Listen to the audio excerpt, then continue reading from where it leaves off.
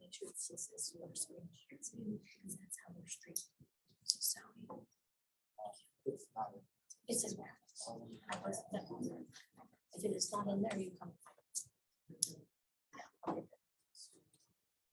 And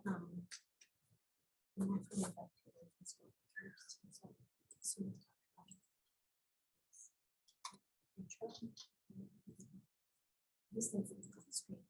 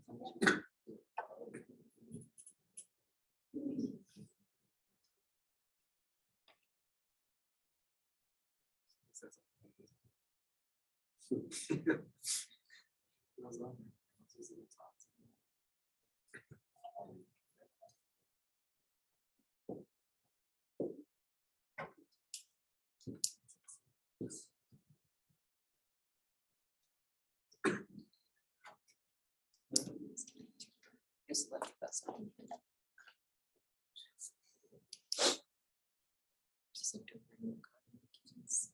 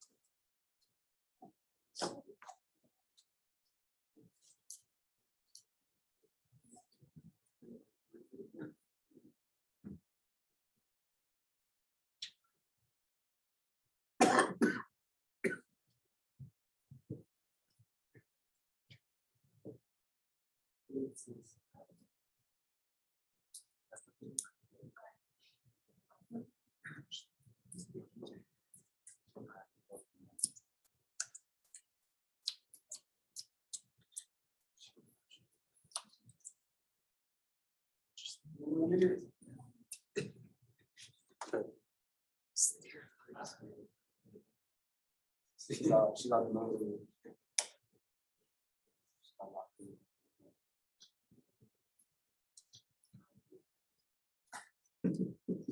She just moved.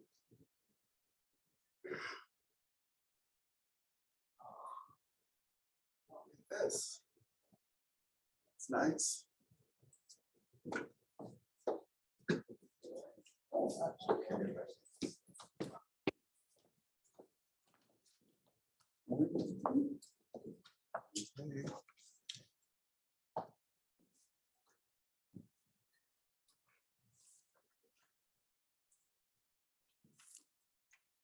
Judges are coming.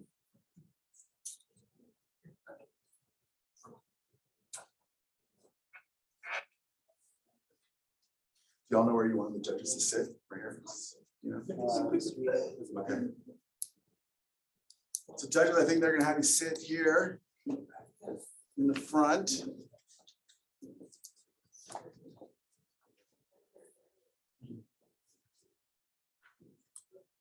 3. There's 4 judges, Paley, just so you know. We had a right here. We're right there. Yeah, this is great. Want more? Want to go here? Yeah, I don't want to, I don't want him to be alone. You want me? Cool. Perfect.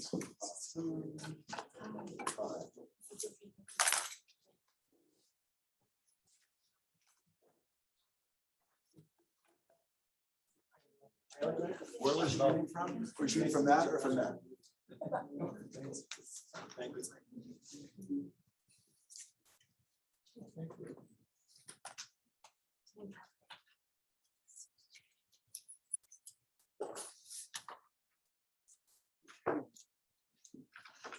Tell me when we're ready. Okay, good morning, everyone, and welcome to the 2020 Hawk Tank Business Plan Competition. I'm Dr. Michael Valdez. I'm a co-director of Hawk Tank. I also have been joined by two of my partners in crime from San Juan College. We have Professor James Sanders, and we also have Dean Eddie Rawlinson. Gentlemen, you want to say any opening words? Well, good morning, everybody. We're excited to be here in our second year participating in Hawk Tank. We want to thank all of our judges here this morning. We really appreciate your support. I do want to recognize the San Juan College Board of Trustees, Chairman Razor, and our President, Dr. Pendergrass, as well as Four Corners Innovation, and of course, Baird, and all the other supporting members of Hawk Tank. I think this is a very exciting process for our students, and mainly we're all here for you students, all of us here at both institutions. You know, one of the ways I've been talking about this, it actually takes the theory out of the classroom and applies it directly to real world businesses. And this is the way you're going to work in teams and do presenting and pitches. So we're very excited to be part of this again. And I want to thank everyone here at Fort Lewis, Dr. Valdez, Dean Elias, for asking us to join. So we're very excited to be here. So thank you again. And it's really important to be able to recognize, the work that the students have put in, the time, the energy, and the effort that they have displayed throughout this entire process. This is obviously very new for me, so it's been really exciting. And we're very fortunate to be able to have the support of Fort Lewis College and Dr. Valdez. So let the competition begin. Yeah, thank you. And one thing I want everyone to remember is that this is purely student driven, right? This competition today is run out of Dr. Lorraine Taylor, another co-director of Hawk Tank. And the students that you see around here are part of our event management class. And this is once again, sort of bringing this theory, guess what, to reality. And so we definitely thank Dr. Taylor's event management class for all of your passion and really bringing this to life. Let's see. So talking about the judges, we have 4 awesome judges, and thank you for reviewing all the business plans already.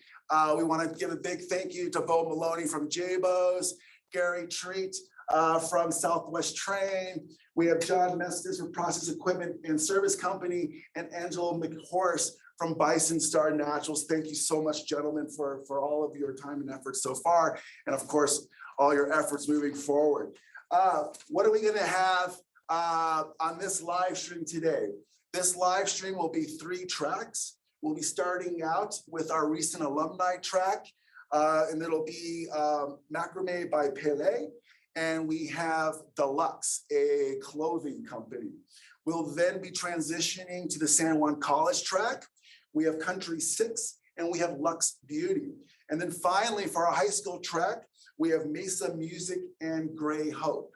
And so once again, thank you to everyone. This definitely takes a village to put this on.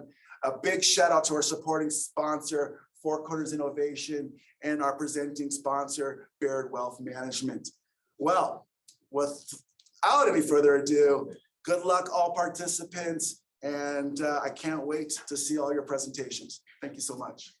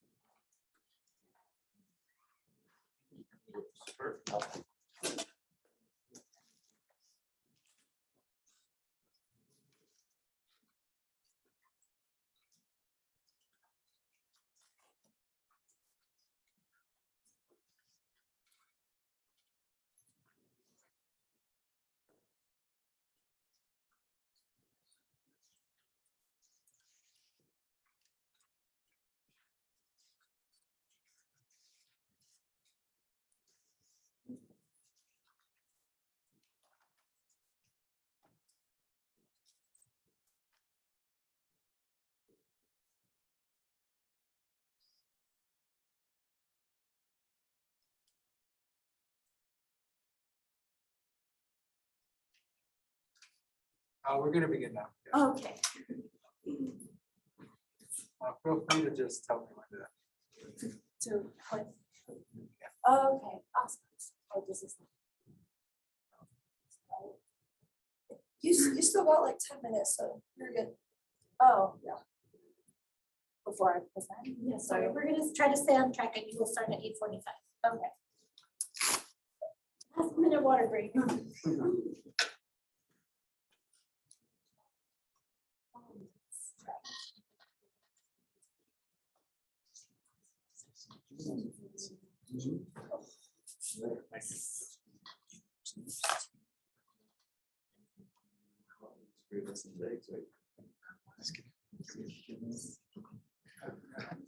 I like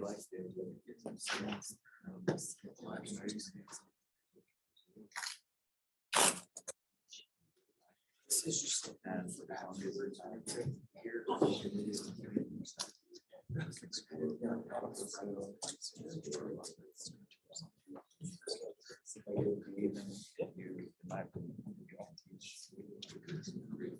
Or like vocational.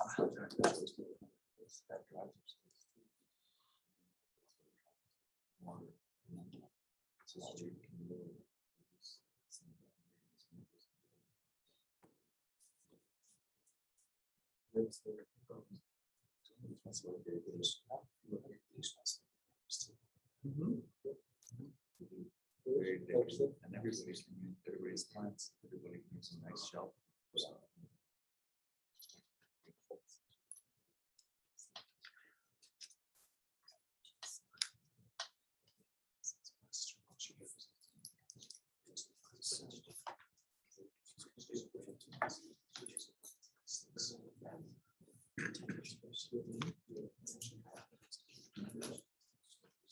Right.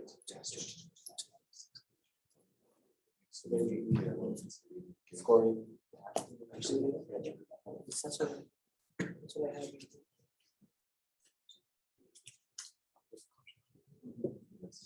The only problem with this is who's making it. Is one person making all of it? Or is there a bunch of schools that like supposed to imagine being partner with? Let's just say high schools, after school club or like some sort of club, right? Different schools, and they learn how to do this. Seats from them, they can listen to them. And the other is just covers your costs. Your time, your service that was shown.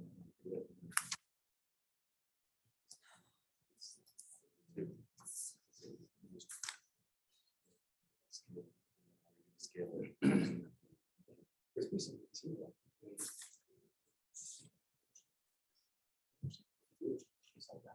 Exactly. And that's where it comes in, like if you give away knowledge for free, and you have people to show them how to do this, and you can buy that from an RX, like they can do. Just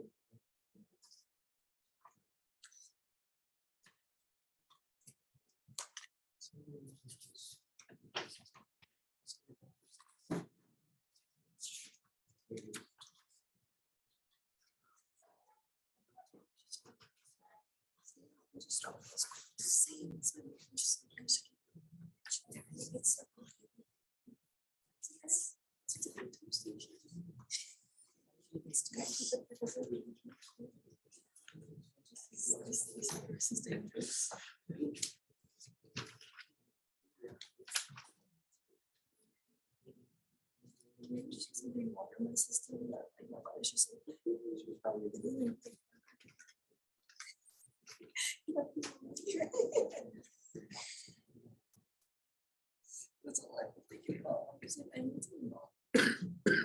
This week has been like a really much caffeine detox.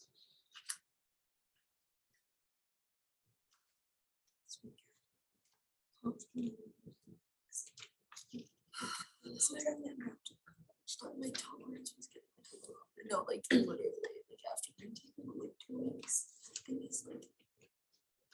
I can't. The other day, yeah, I drank like. I took a nap and I was like, wow, you know.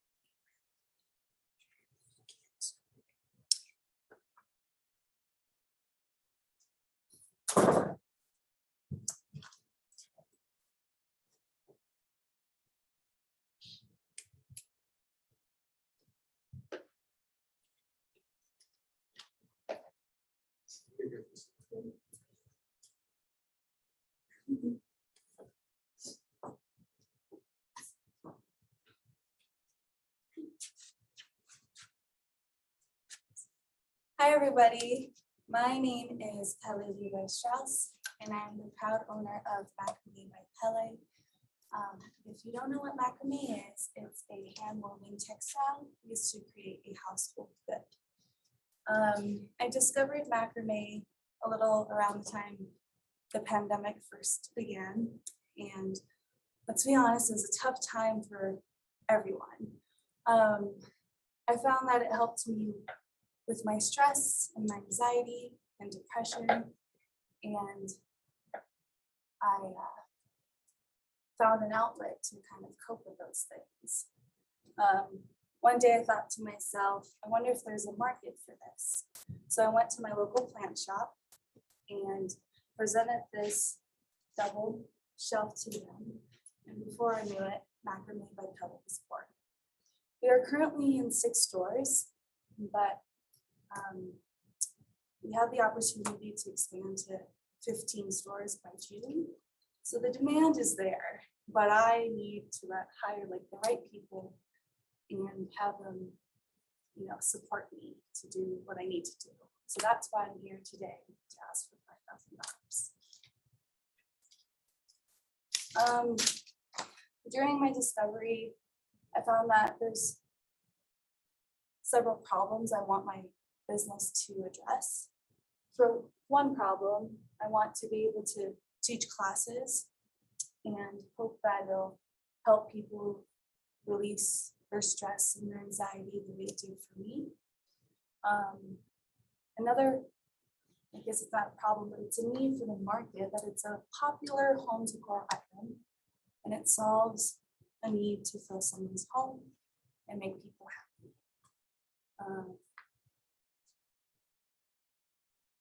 Another thing that's really important to me is I want my business plan to represent women supporting women. So my first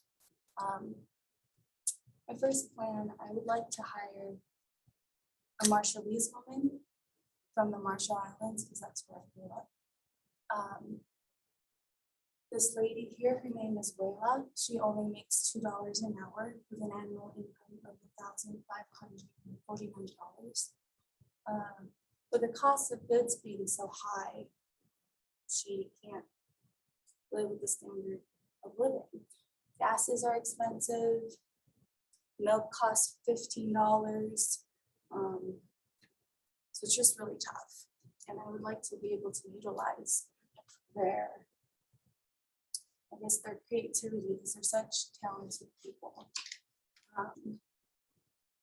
And they made these for me today to show you all. So I'm gonna hand this out to you.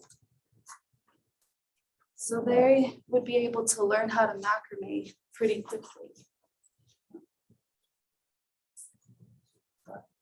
So the solution that I have planned is we are already working with an organization called WIPI, and it stands for Women United Together Through the Marshall Islands.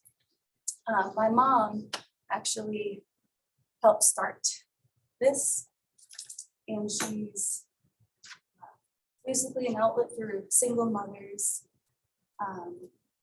high school dropouts, and you want to be able to utilize them based on our conservative assumptions. In year 2, we can give them about $10,000. How we're going to do this? Right now, they're in 6 stores. So the 6 stores are called Plante, Local Goods of Colorado, Front Range Gardens, the Beverly Collective, Little Niwot Shop, and Adore Boutique.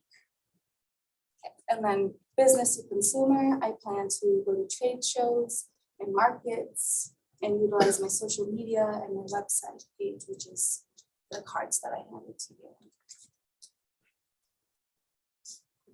See. Another thing that I want to do is offer custom designs for people. So say a lady wants to hang, she wants a certain size to fill her space in a certain color and a certain design. I'd be able to help them with that. And we want to incorporate, work and materials from the Marshall Islands.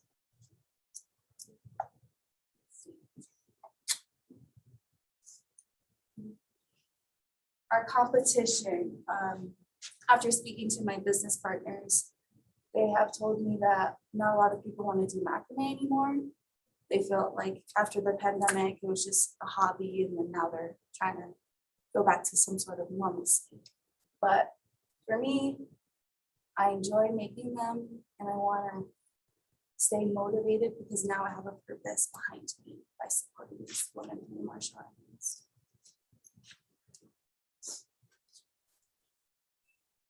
Marketing. So the way we're going to market and sell our items is the business cards with logos and QR codes, and working with our key partners. 4 of the stores have websites that they've already showcased their products. So I think it's going to be equally as important to be 50% of me marketing and doing trade shows, and 50% of it's going to come from business to business.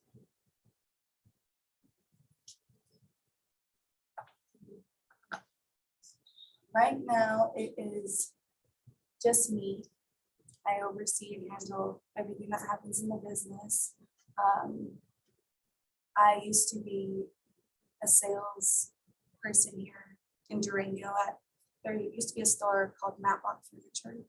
And I felt like that was a really great way for me to learn about business, and learn about sales and marketing and how to approach people and why they should, want to work with you. And so that was a really great thing for me to be able to learn. But ideally, I would love to hire a macrame artist, which is the woman from the Marshall Islands, an accountant to oversee all the financial statements and help me understand like what are the numbers and what they mean, and a photographer just so I can have quality photos and adapt if I need to change them or stick to the latest trends. All right. In year one, we are able to create a net revenue of $21,770. And in year two, we'll be able to generate $58,025. And then year three, $116,050.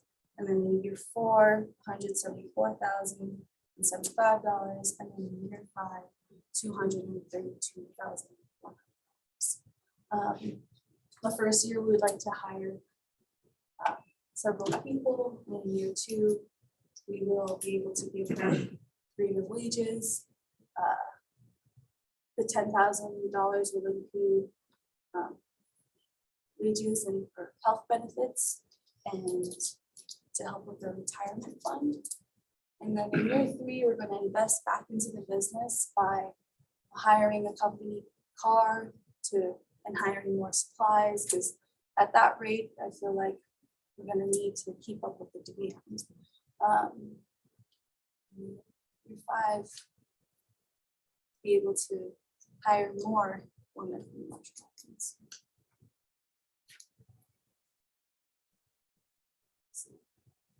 And so this is why I'm here to ask for $5,000 today. Net revenue of $232,000 in 5 years. Does anybody have any questions? Thank you so much for listening.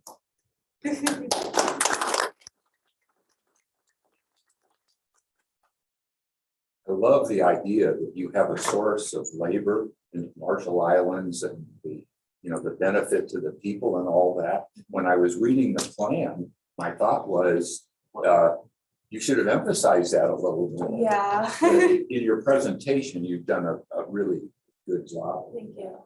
Are there any shipping concerns you have? Because you're going to be building product. The large priority, with the cost structure of my items, like for example, it cost me 75 cents to make, and I could do it about like 8 minutes. And so the largest priority box, which I have in my car that I was supposed to bring out, it's $21.50. From the Marshall Islands? Yeah. Oh, And it wow. takes about 2 weeks. So we can, my focus is I want to be able to do the custom design part because they can't. So, bring this would be hard to ship, but we would focus on the hangers that'll incorporate shelves and wall hangings, and that's what my target idea would be. So I guess my question is, out of these products, one, what do you sell the most of? And two, what is the most profitable for you? That's so if you were going to try to like change these people's lifestyle, Right, obviously like he's saying, you're going to need to be able to ship them the raw materials, right, and then get something back from them right. in a time frame. But Oh, sorry. The popular items are plant hangers. And Okay. there's just so many different designs you can do, and they're so creative that they can utilize shells, or once we get them going, just the structure of how to make a plant hanger, they could do. That makes sense to them. So that you say in your plan that you are like teaching people how to make this now. How are you teaching them to do it? Are you doing it Via online? Zoom. You're zooming with them and showing them over. Okay. So I love this idea. I have relatives who they build some of these and they sell them on Etsy, and it seems like it's doing really well. It's very popular. It Right, seems like it's a bohemian market. style. Absolutely. It's a market that's starting to take off.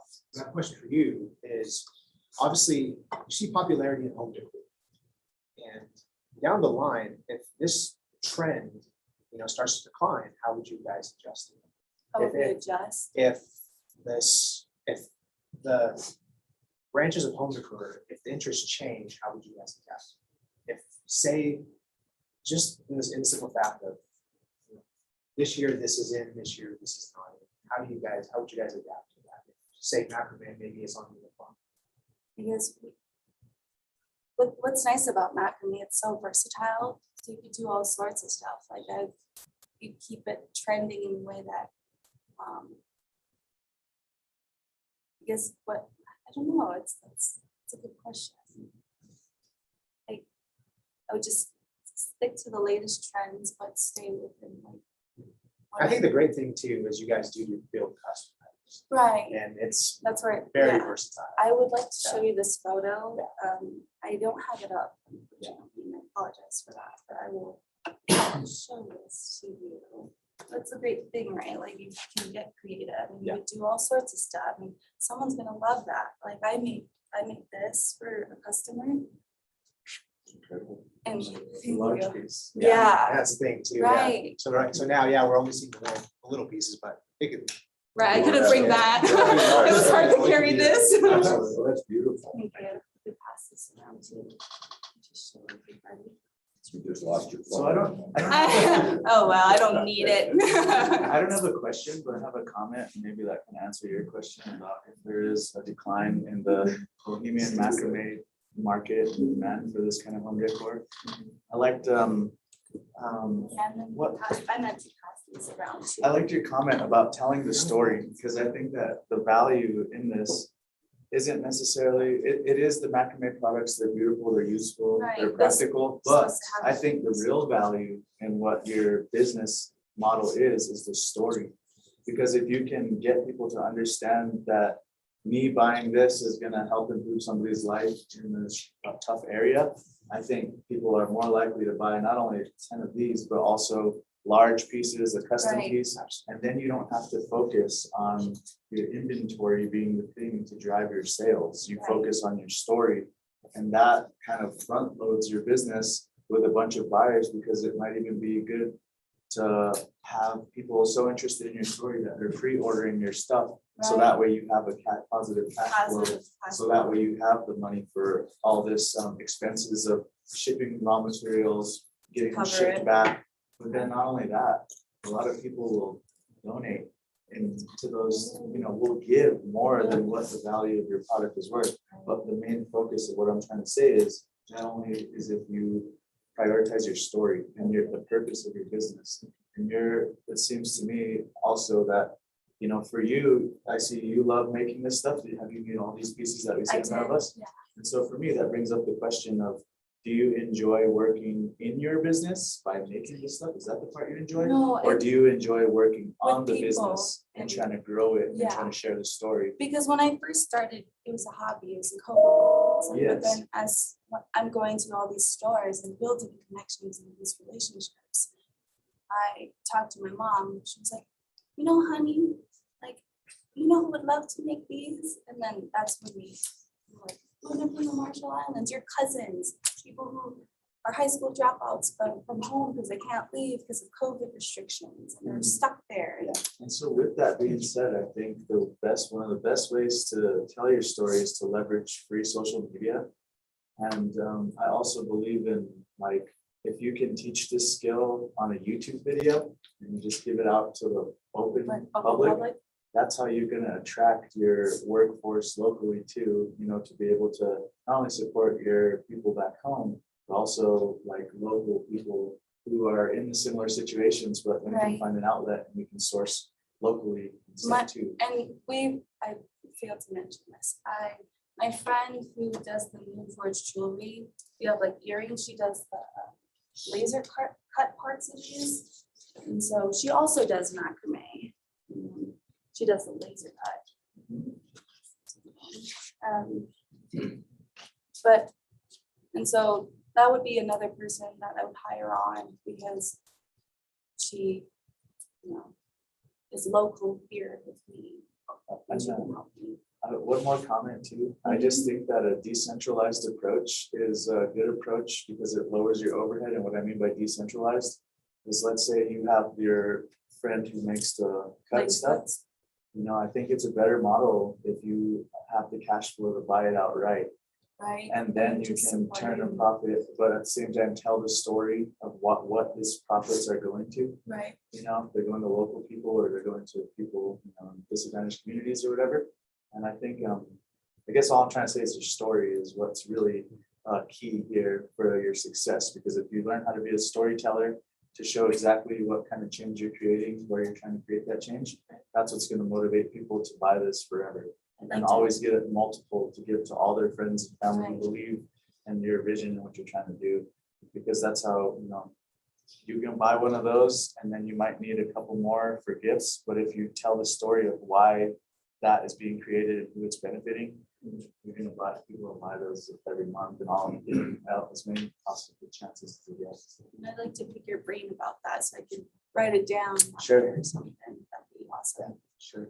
You, in your financials, you had a single number for cost of goods sale for each quarter or year. I don't need the exact numbers, but what's included in the cost of goods sale?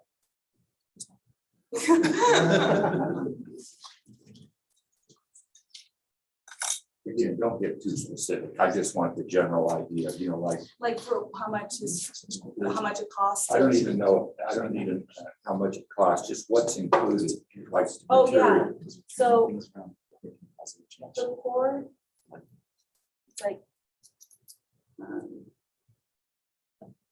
you want to know like the, Well, normally a cost of goods sale has a list of items that are under that category. So it would be cord, you know, it might be some other thing. I guess you said that cost you 75 cents to make, right though? right, So it's 75 cents to make, and what do you sell at? Or what's your price point on that? $15. Dude, that's great. Wonderful. And then this one, How much time would it take to make that? this one takes 8 me 8 minutes. minutes. It used to take me 2 hours Yeah. because I was still learning, and so.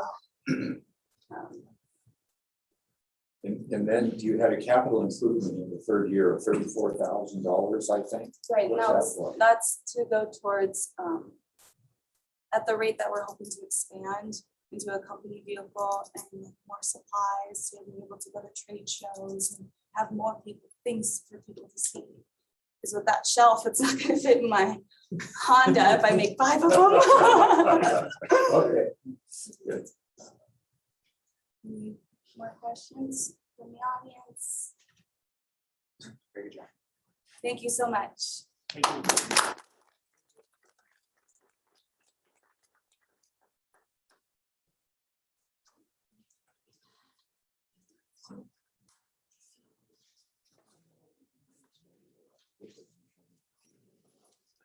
You guys got this question then?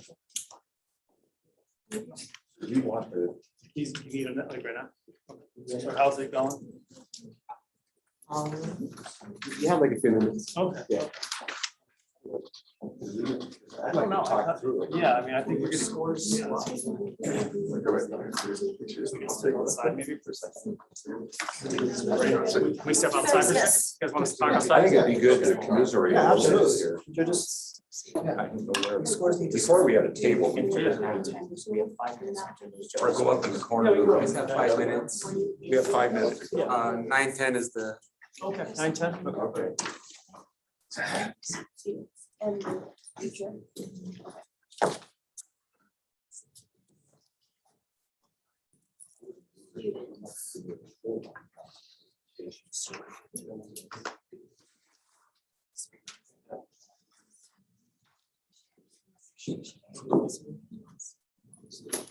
I'll just say.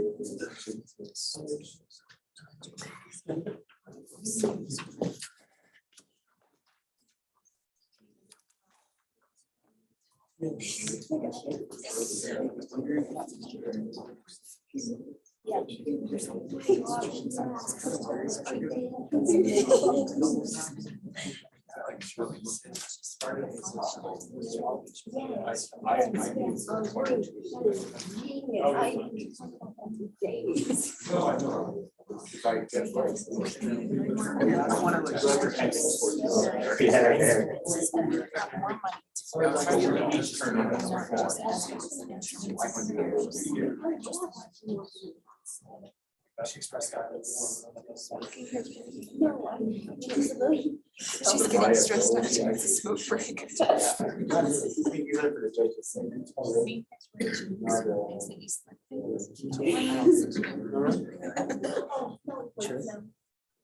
You have to double check with her.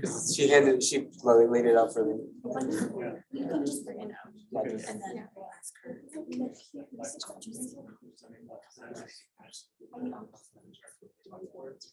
Judges, 2 minutes. I gave her a good name. What do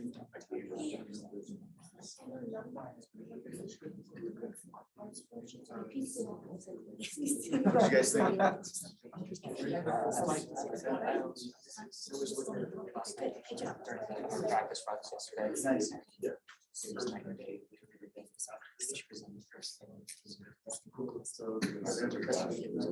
All right.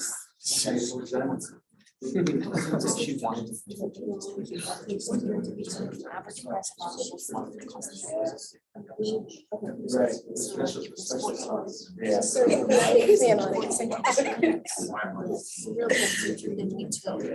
I was saying, I wonder if she does hand it. Nah, really? Nice hand it.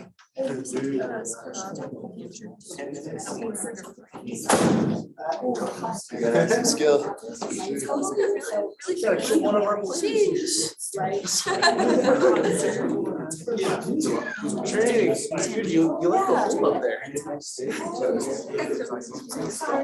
Oh, like, so you're gonna have to herd us around.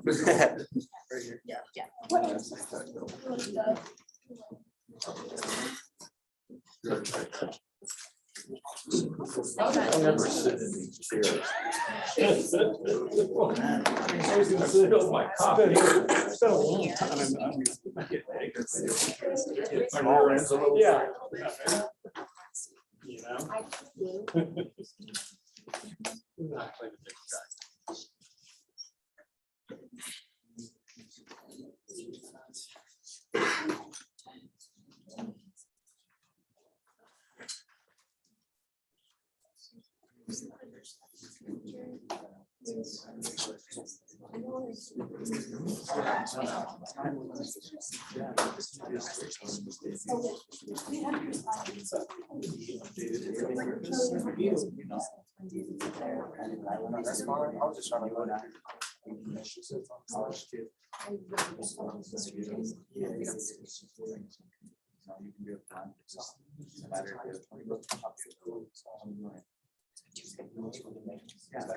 Exactly, like these days.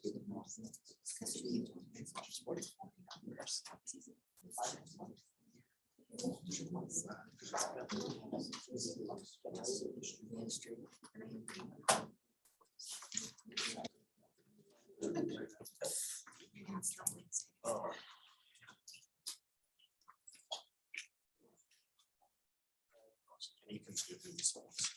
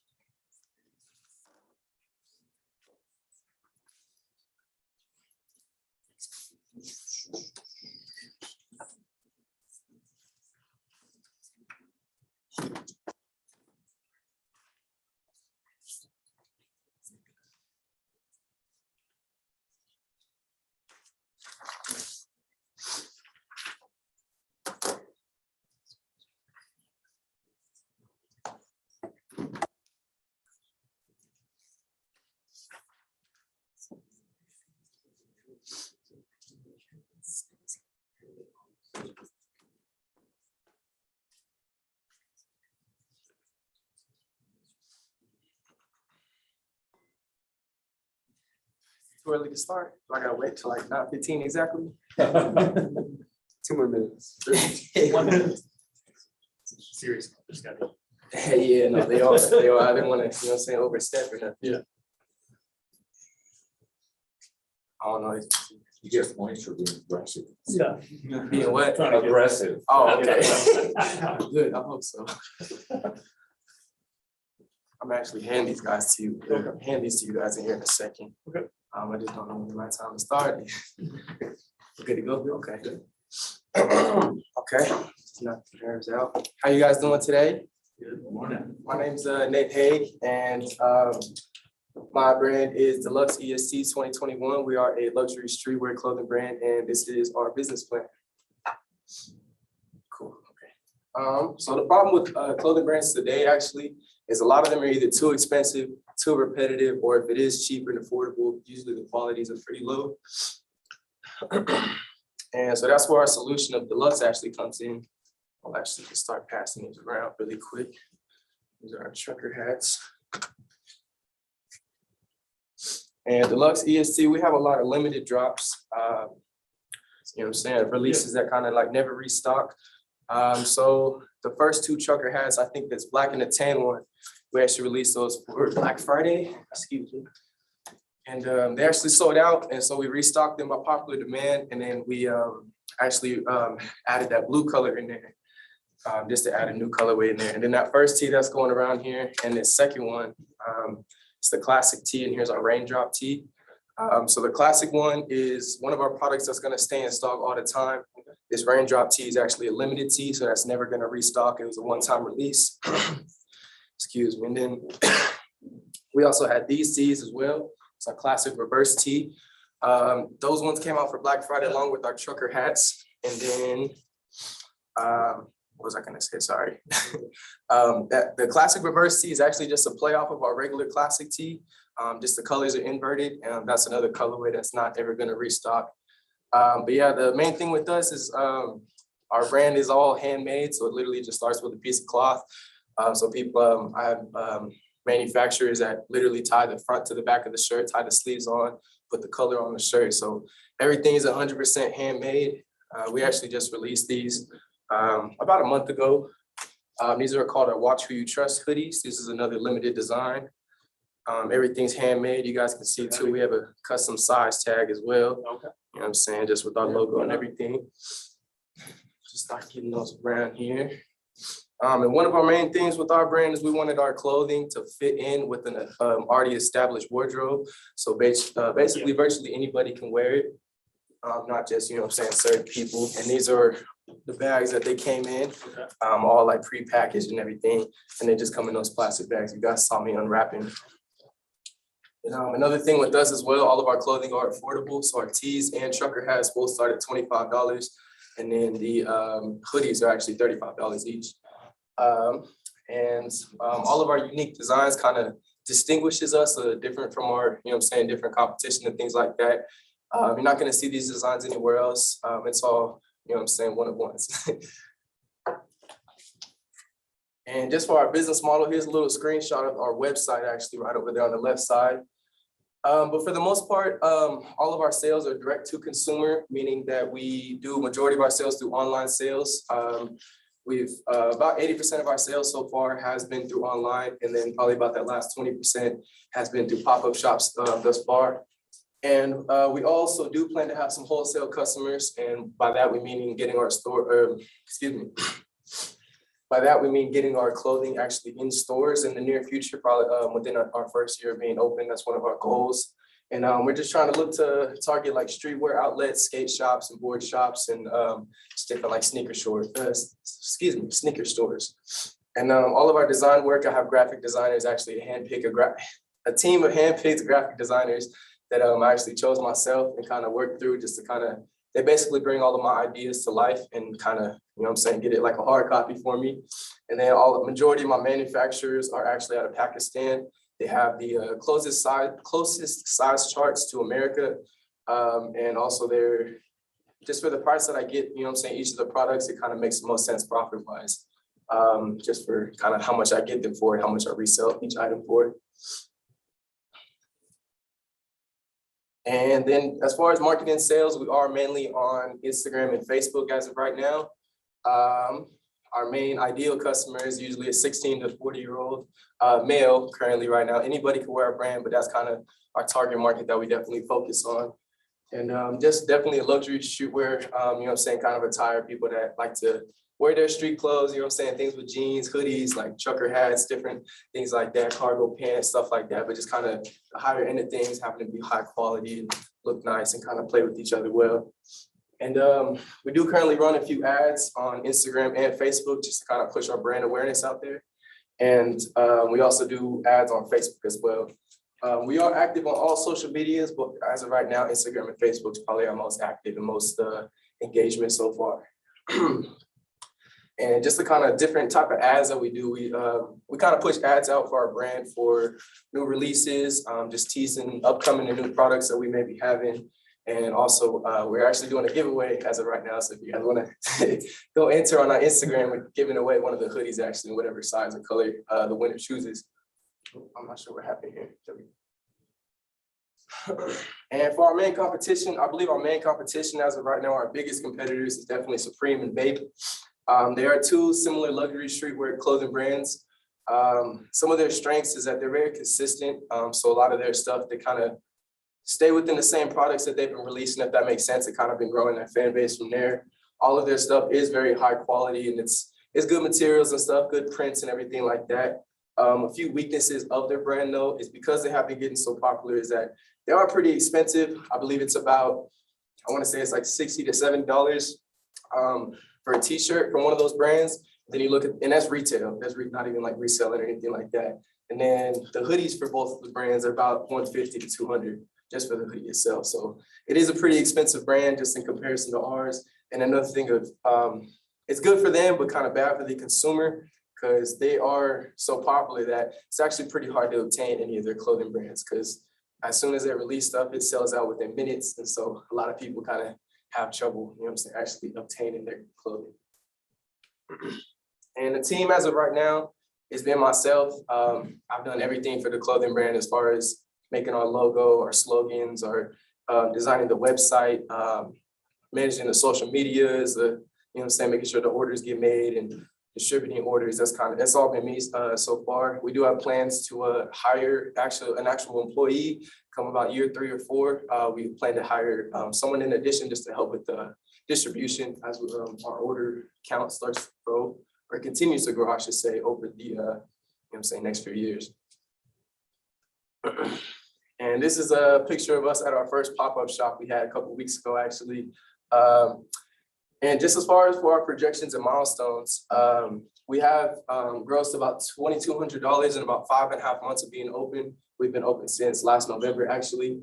And that's about 50 units, give or take, on how many sales that is. Just for our first goals within our first year, we do plan to have our first wholesale customers. So we do want to really push to get our product in stores in this first year of being open. And within year 2, we plan to hit 10,000 in sales and 7,000 in our first year of sales. And we are currently on track to do that and just trying to definitely grow and push so we can hit that 10K for year 2. And we plan to do releases every season, so every spring, summer, and fall. And we also plan to do pop-up shops about once a month as well. And just in summary, you know what I'm saying, if we are lucky enough to win the 5K, that'll just basically be going to new products. So right over here to our left is actually our summer collection that we've been planning. The one on the left is our balloon tee. That'll be another limited tee, so we'll never restock, just how the raindrop tee was. And then these shorts, we plan to continually have these in stock. We're gonna do a few different colors in those, you know what I'm saying, probably about like 5 to 6 different colorways. And then, you know what I'm saying, just get those out this summer. And this is our current Instagram as of right now. We have had a couple more followers since even this week. So we're about around 240 or so right now. And yeah, and I do plan to make this a career over time. So that's definitely the goal. And I believe the 5K would definitely help us reach that and get to that within the next 5 years. Excuse me. And yeah, and definitely just to hit 10K by year 2. And also we'll use that, the 5K as well, just for more ads and stuff so we can get more brand awareness, you know what I'm saying, for our clothing brand out there. And that's about it. I went through it a little faster than I anticipated.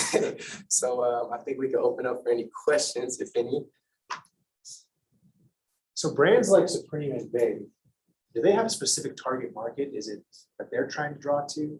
I believe it's pretty similar. Supreme is a skateboarding brand, and then Bape is actually it's more and more just a streetwear brand. But Supreme actually did start as a skateboard brand, I know, so they did target like skaters a lot, and pretty much like 16 to 40-year-old males about the same. But it's kind of as they've been so popular, they've been a brand since about the 90s. So actually, since they've been like growing over the years and everything, they have kind of gone more into streetwear and everything, and not just a skateware, not just a skater brand. It kind of evolved into that. Yeah. That's kind of the model that you were thinking about going. Pretty similarly, yeah. I'm a big sneakerhead myself, so I like to, you know what I'm saying, for better or worse, I'm a materialistic person, so I like nice things, you know what I'm saying? I like quality things. So that's kind of just where the inspiration for Deluxe came from. And it just, you know what I'm saying, even when I didn't have nice things, that's where I got the brand name from. Yeah. It's just to, you know what I'm saying, I always just treated my things as if they were Deluxe, even if they wasn't. And just to kind of always have that mindset, just to, you know what I'm saying, care for your things. And that's kind of where the brand name originated from, actually. I do think that like it's your price point. So I'm just gonna ask you this. So like you have your basic things you're gonna have in stock are gonna be t-shirts, trucker hats. Yes, those sir. are gonna be like your mainstays. That's what you think you'll sell the most of. Right. Because I mean, you can tell with the quality, your hoodies they're quality for $35. That's a steal on that hoodie. Right. I mean, I paid more than that to have hoodies made down the street. Yeah. Pizza place, but no, for sure. that thing's worth way more than $35. No, for sure. But so you will have like standardized things that you'll sell, and then you're gonna have your limited edition stuff that you think, I mean, that'll keep the brand like active. Yeah, so let me grab these real quick. I'll show sure. you. So we do plan to keep these trucker hats in stock. Yeah. Like I said, we originally came out with the black and the tan, but then those sold out, and so we actually got more of those. Okay. And we added the blue colorway. Yeah. And then as far as our items that will remain have in stock, it will mainly be the trucker hats and is our classic tee as of right now, and we will have these shorts remaining in stock at all times. Okay. And then a lot of the other stuff as far as the hoodies. The hoodies are classic reverse tee, and then our raindrop tee. Those are all limited releases, so these are never going to restock. Never restock, which is big. I mean, that's big. So how much, like on a run of those, how many of those do you think you're going to make? But you're obviously going to increase over time. So like when you have like, the limited release, like how many are you gonna have made of those? So I had actually about 50. Okay. So yeah, I had about 50 of each design, and then I think for the hoodies, I think we hit about 65. Okay. Yeah, because we were anticipating, and we have actually done pretty well in hoodie sales so far. Just on the month we have released them. Okay. So we do get about like 50 to 60 in units. You know what I'm saying, depending. But yeah, and then it's just kind of from there, just trying to make sure I get the right, you know what I'm saying, the right amount of sizes and stuff like that. Yeah. You show $6,800 net revenue. I assume that's sales. That's all your incoming. Yes, sir.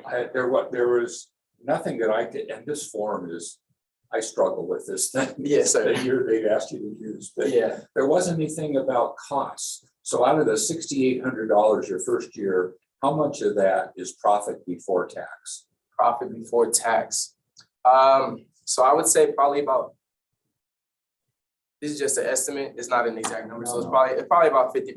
Because I do plan to, just the way I price my products, I have at least 50% ROI on each product. So I'm charging 25 for my tees, but I actually get them made and created, everything from the custom size tag to the design being printed on, and it's not going to scratch off or anything like that. And the high quality materials that they kind of sew with each other, I get them made for under $10 actually. So I am actually getting a little bit over 50% ROI on the tees in particular. And then same with the trucker hats, actually, these are actually $10 to be made each through my manufacturers that I work with, and then charge 25. And then the hoodies, I want to say it was $15 or $16 per hoodie to be made, and I resell them for 35. So it's a little bit over 50% ROI. So that's why I kind of got the 3,000 number. But what got my attention on a positive way was the exclusivity. Yes, sir. Yes, sir. And I'd like to know some specifics there. What makes them exclusive, and how are you? So I believe the thing, I actually got this inspired actually from Supreme and Babe actually, because they do kind of similar things. They do limited releases and kind of one-time designs. Sometimes they'll have like themed releases, like I can't think of an example as of right now, but sometimes they just kind of have like a theme related release that like release one time and never restock. And kind of that's where we got it from. I always wanted to do a design where, you know what I'm saying, a person's kind of taking off a mask, revealing that they're not who they really say they are. And that's where we got the Watch Who You Trust design from. And so this is kind of just our limited release, and it's kind of makes it more exclusive, makes it more rare, makes it more, you know what I'm saying, worthwhile, I guess, because one person's going to have this and the next person's not going to be able to have it. So, you know what I'm saying, not be available by then. So that's kind of where we got the. It's important to advertise that. Yeah, no, for sure. We definitely do on our website. I wish I could pull up the website, but we have it kind of all in our like product captions, you know what I'm saying, just to kind of tell them like this item's never going to restock. This is the only time it's released, and so get it while you can, basically. So what do you think your biggest challenge is to grow the following?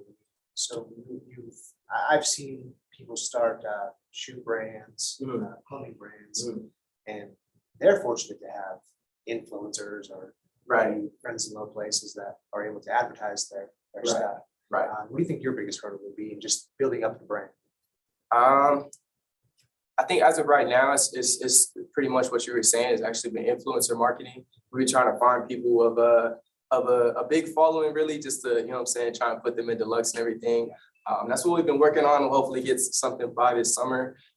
It's not really set in stone yet, so I don't really want to put it out there, but we do have someone that's in the league in the NFL right now that we actually sent a contract over to have them in our product and kind of have them start posting in our stuff and kind of get that following. They've been in the NFL for 2 years now. I believe on the Vikings right now. It's a wide receiver, Courtney Davis. It's not set in stone. I don't want to like get it out there, but we are really trying to push that influencer marketing and get like established people in our brand for sure. Yeah, so that's probably been the biggest challenge, but it's, you know what I'm saying, just been a work in progress, really. Yes, sir. Returns. My wife drives me nuts. She buys clothing and half of it goes back because it doesn't fit or doesn't do this. You source from Pakistan? Yes, sir. And one of your comments that you need to enlarge on is the fact that their sizes fit, you know, us better than a lot of other places. Right. I think that would be a big deal.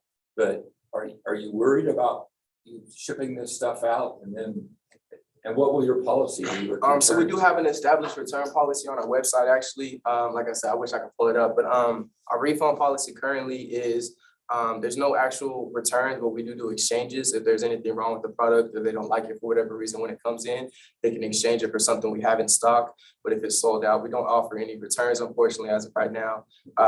But yeah, we do offer exchanges if it's, you know what I'm saying, if we have their size and design in stock, then we'll definitely, you know what I'm saying, take care of it like that. But as far as like actual returns or anything, we don't accept returns as of right now.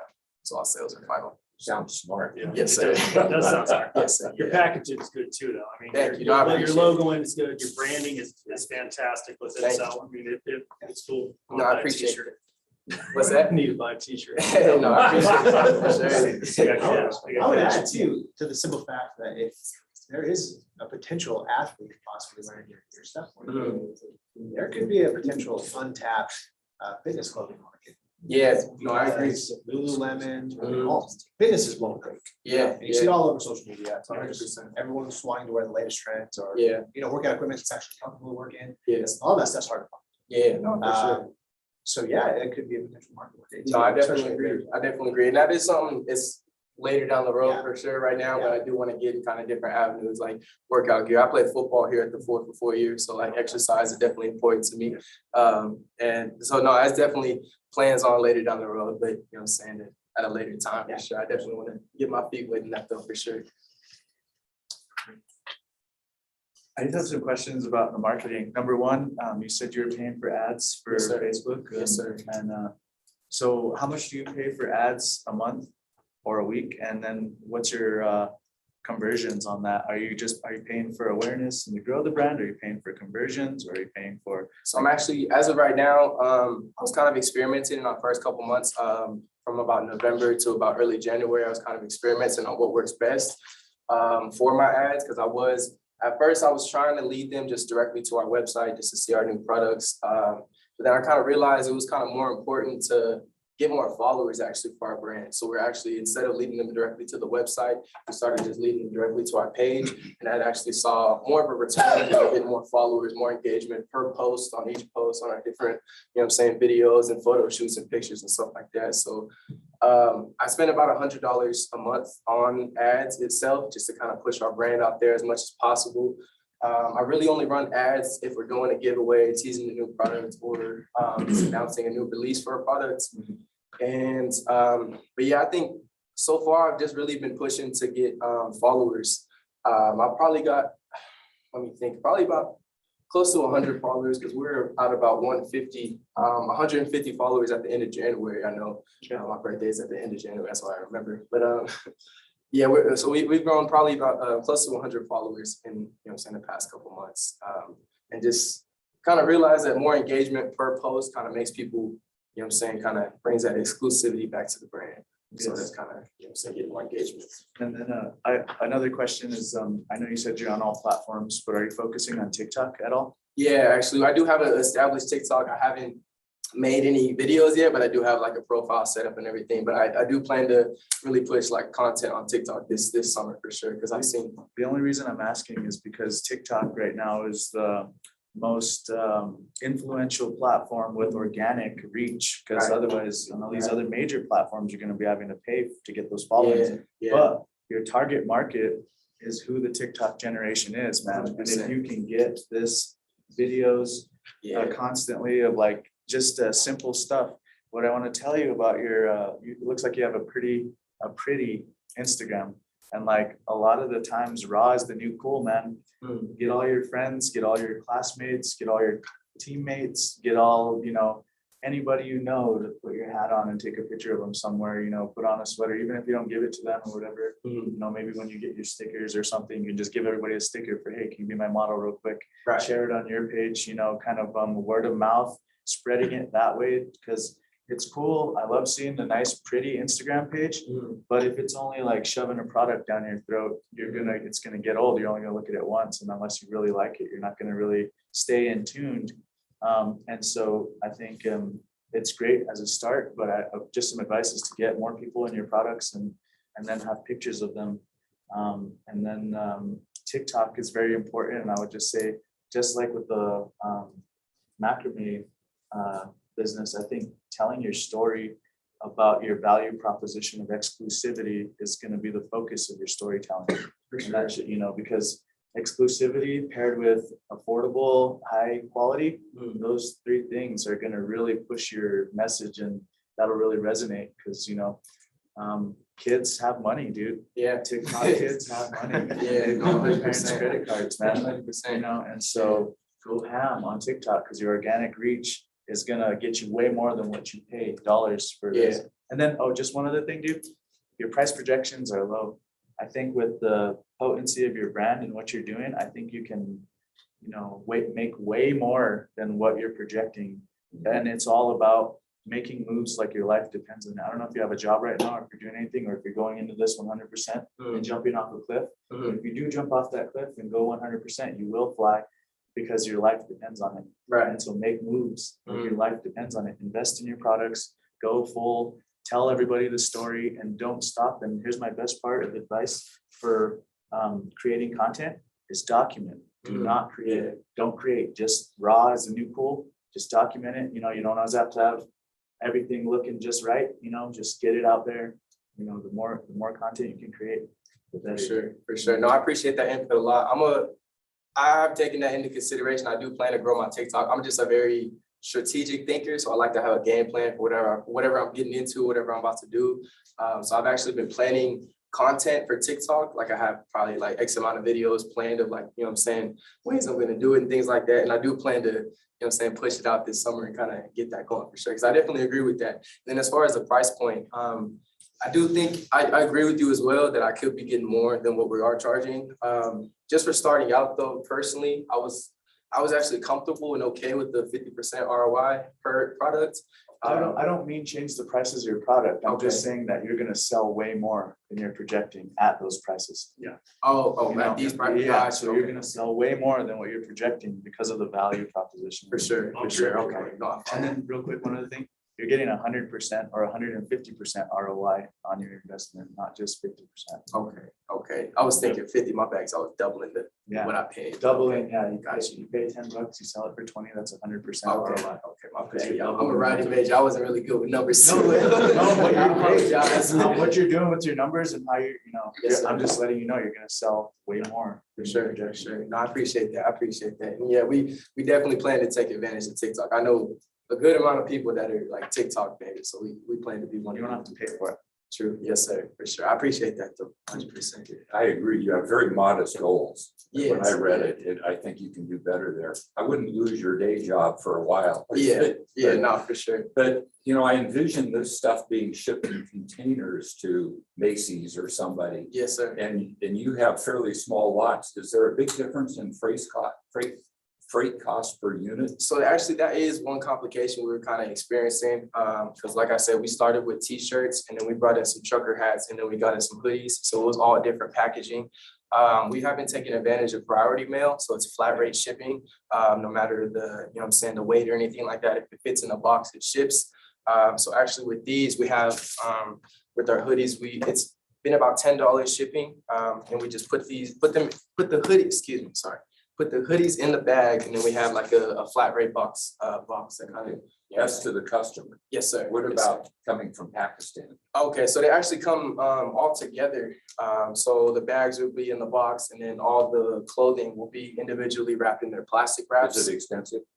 Honestly, the manufacturers that I work with, at least, they cover the shipping for me. So Okay. so I'm only paying That's for the products. awesome. Yeah, because it is not cheap to ship from Pakistan to Yeah. Durango, Colorado, Yeah. especially. But no, they definitely cover it for us. So you get like a pallet or a crate, or do you get like? It's pre-boxed basically, stuff? it's like a cardboard box, basically. But you'll be doing pallets and crates soon. Nah, for sure. That's the plan. That's the plan, for sure. That's the plan. Yes, sir. One other thing, just a piece of advice maybe for as you grow, is that on your online retail, since you have wiggle room because your stuff is really priced well, let's just say you add free shipping on your website, but your hoodies are now 45 or 50. You know what I mean? Add free shipping and your hats are 30. Yeah, that's something I've been kind of trying to. Because dude, free shipping will turn on the waterworks for you, dude. Yeah. No, I agree 100%. That's kind of one thing I've been kind of, I engage with my followers a lot actually about, you know what I'm saying, if they like this design over this design, and you know what I'm saying, I ask them what they kind of look for in a clothing brand so I can execute and check all those boxes. And that is kind of one thing I've kind of been starting to bring up a little bit more, if they would rather cheaper products with $10 shipping or slightly more expensive products with free shipping. You know what I'm saying? It just kind of varied in between the two. So we haven't kind of, for sure. Yeah, we've been trying to play around with it a lot for sure. I appreciate that though. I hate to interrupt, but we need to take about 5 minutes for judges to enter their scores and get them over. And then we are going to be taking a 15-minute break, and then it will be San Juan College track. Sounds good.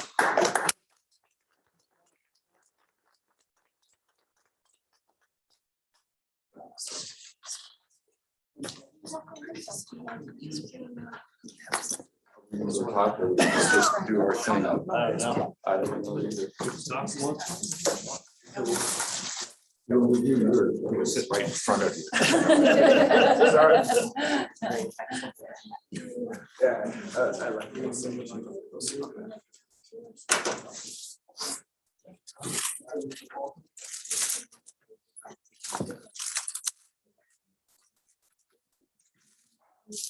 Yes,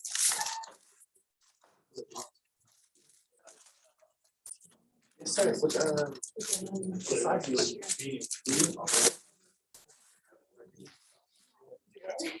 actually, I can.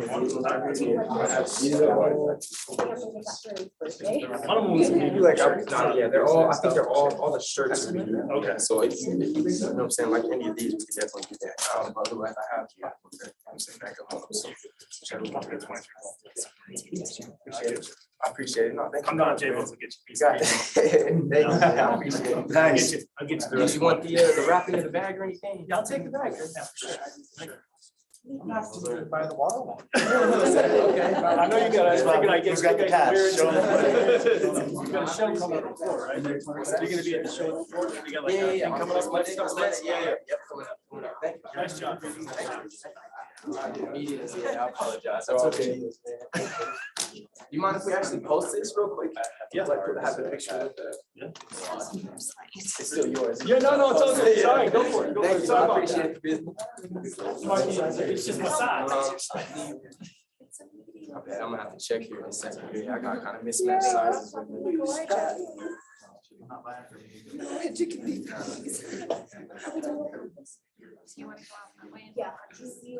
Yeah, they fit pretty comparable to what I usually, so sure, that's pretty true to size. And they have two presenters, and then it's us.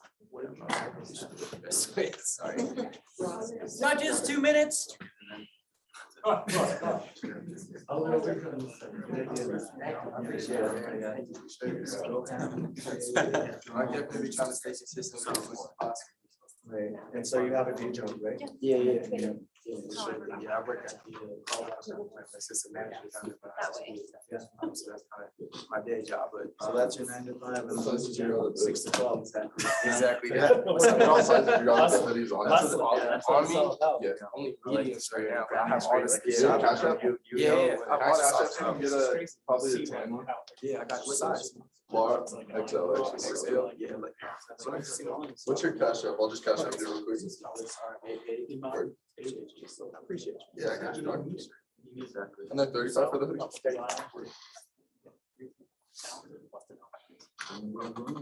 This one, did you?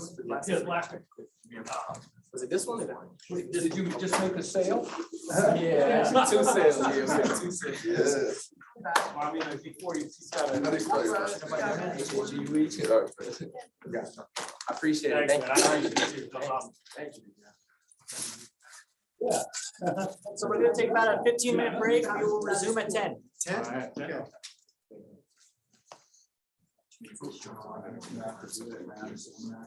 Take this bad boy right here. Awesome.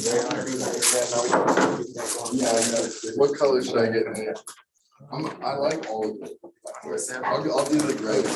Gray? Yes, sir. I'm gonna just send it in the note. No, Whenever you do it. No, just keep it. You should change. I appreciate it.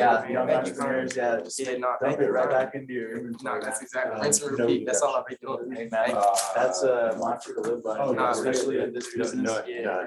In fact, I think There's yourself, one that I'm gonna have a deduction till- for okay. of all of the. you know, No just deduction. like, hold off yourself, Yeah. hold off your overhead. Now, that's what I've really been doing, because when we property from those first t-shirt releases and the trucker hats, that's what we put in to make the hoodies. So Exactly, That's keep kind of keep rolling it over, Exactly. keep rolling it over, Exactly. keep investing, you know. It takes that sacrifice to grow. For sure. Yeah, I appreciate it. Yeah. Thank you. So thanks for the sale and everything. No doubt, thank you, great idea. Thank you. Appreciate it. Oh, no. Yeah, just, yes.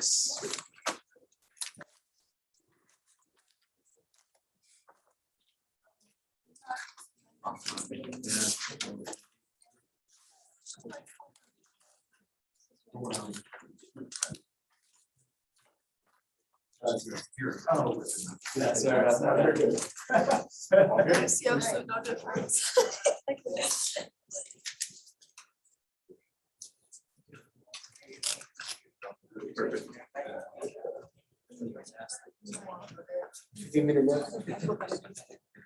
It's supposed to be like future job.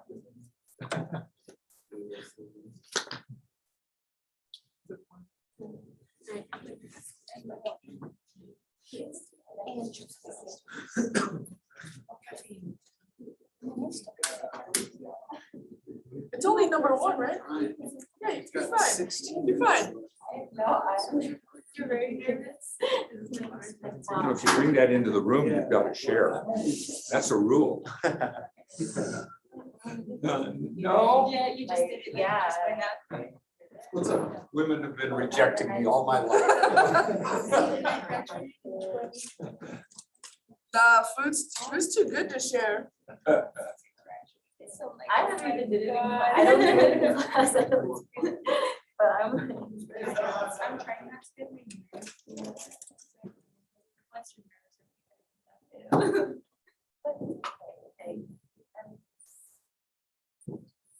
I'm looking at it more like it's more like this is for you. All right, so like 10 minutes. Who's around here somewhere? Okay, and then you go immediately afterwards, is that right? Yeah.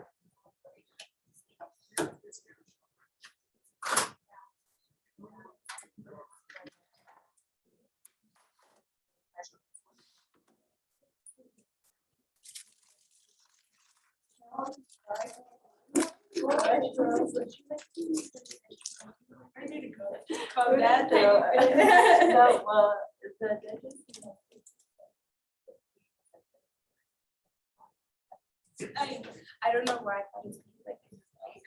Yeah, I love this day. When I walked in, I was like, oh.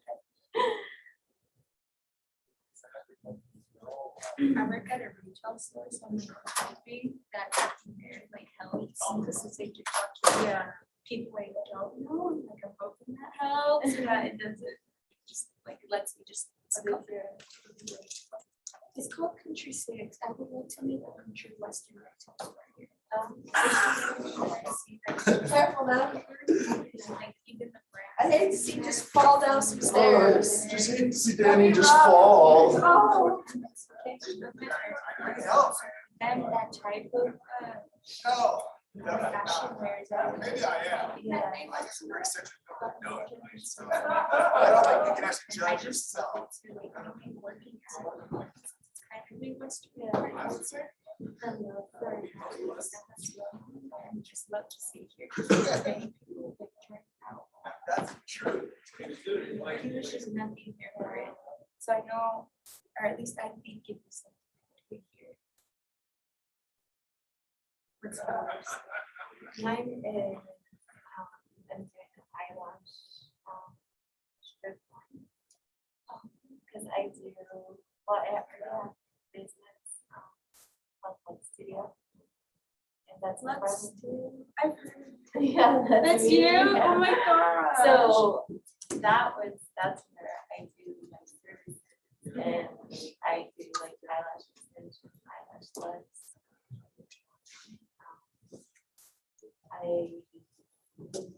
I've been doing that for like that I only offer like more things. So then that's what doing the eyelash. The eyelash strip. Because what's are they the same as like false eyelashes? Yeah, yeah. So then I'm gonna do those and then I'm gonna do the magnet eyelash and then the do it yourself. Oh, that would be cool. Yeah.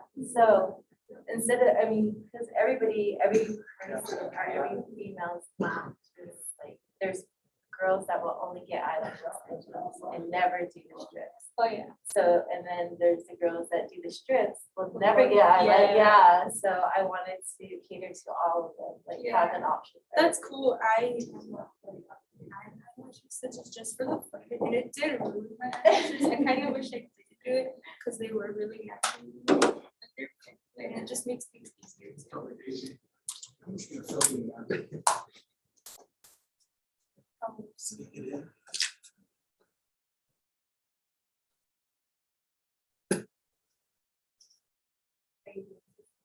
Yeah.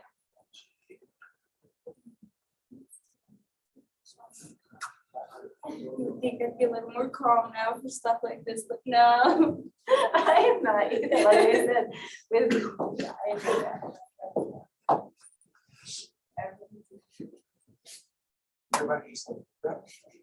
I never had to write it down on paper, you know what I mean? Yeah. Like, I already did, I know how to do it, but I didn't do it. paper, Yeah, I you're like, never oh. convince anybody, just convince myself. Yeah. For my business, do this. And I never had. I'd rather have to be Well, it was. nervous about pointing and shooting at people than like this. Need the money, you know what I mean? Yeah. And I didn't ask for money. These people like want to camera.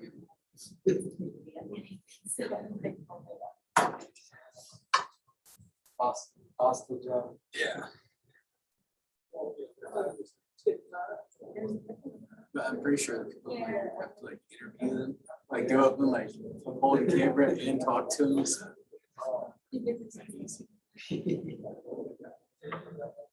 You're pretty. I know.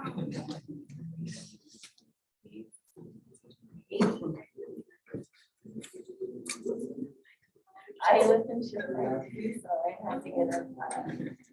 Trying to get through the names. Sure. Kool-Aid.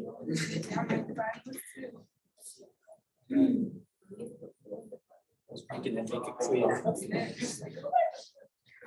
scared, I was gonna oversteer. I was like, oh my god. I know, what's next? I got off. Yes. Nothing done. I'm not waking up tomorrow. When we go over there, or like, when we go to EBH, is that in the middle or are we done? And then like, It's once we're done in this room, then we go over to the beach. are there more at EBH? No, I think that's just like the final stuff happens. This one, that's the other one. So we shut this one down and then we transfer over to EVH for the Yeah. final round. So we have, when EBH starts, we still have one more track in here. So we're done in here. 12:15, that's when Valdez comes in and says like names and all that. The final round, EBH starts at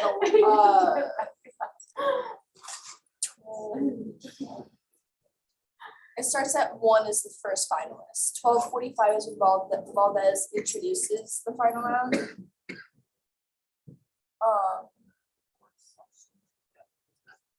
Yeah.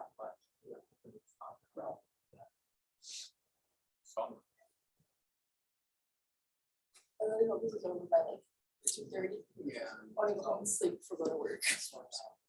My work in literally the middle was like, yeah, you can like work tonight, right? And then I tried to pull the, I have an advance meeting like through like 4, like, oh, just come in at 4:30. I was like, that's not the response. See, that's I why wanted. it's like, I'm super busy all day, you know? Like, that is the incorrect response, sir. I was like, no, you're supposed to take the L and I take the W. Nope. I'm not used to waking up when it's dark outside on the weekend. I'm just waiting for my body to more caffeine. I've been like sneaking in, like drinking. I almost brought a second thing and I was like, I need to not, and you know what? Did you really? Yeah. I was like, I've already got 300 milligrams. Do I need another 300 so quickly? We got 1 more hour. Yeah. Literally, let's go back, like get done with this, take it back, chug another bag, work, DD again.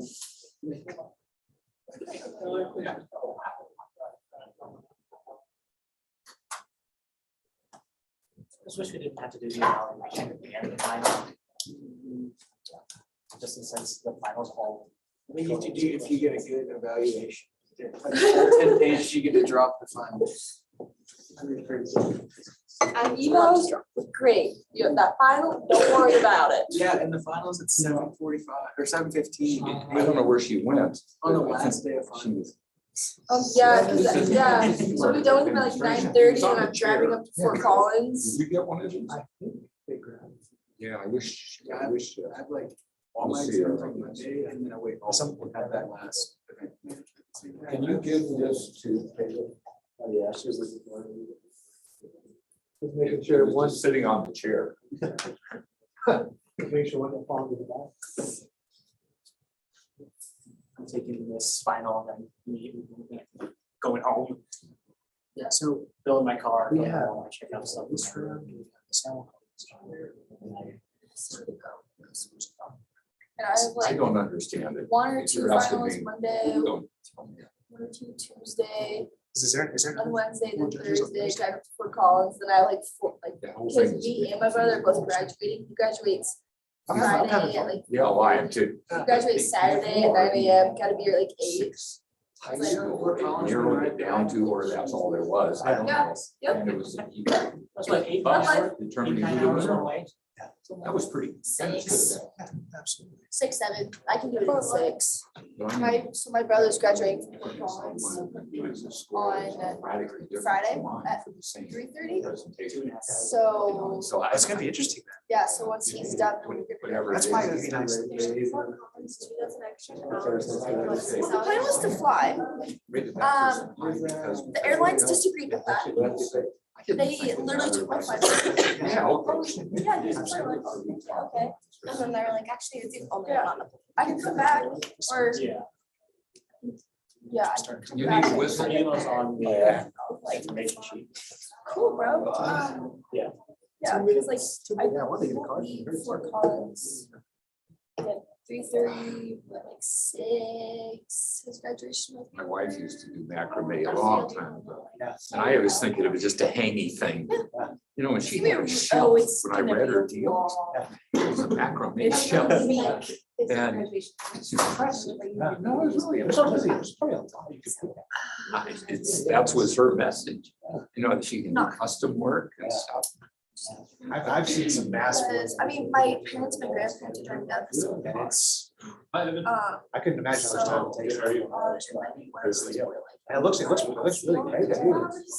I like I'm that gonna girl. see, but like I my think, parents I love what she's, for labor, it's a win-win. She's got very little labor. They're driving or no? Driving, oh. She's also I've done the helped drive like before, a lot. like with friends, like straight shot. She can have, she really has a really raw work. She can follow, she can draw from there. That's what I mean. Yeah, then she can also draw. Darn. from- 20 Maybe years, she- it's gonna- uh, I had this conversation every hour. They can get the material and they can just sell it back. to her. I've had Yeah. a conversation with my parents. There's just a big scope there.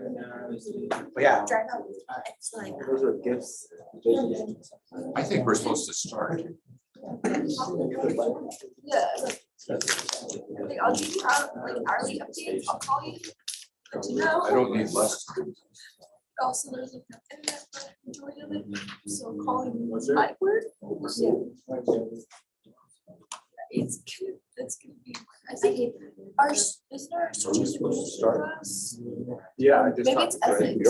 One of the classes, the final's optional. And I was like, great, I'm not taking it then. I was like, it's optional, I'm not taking it. It's good enough.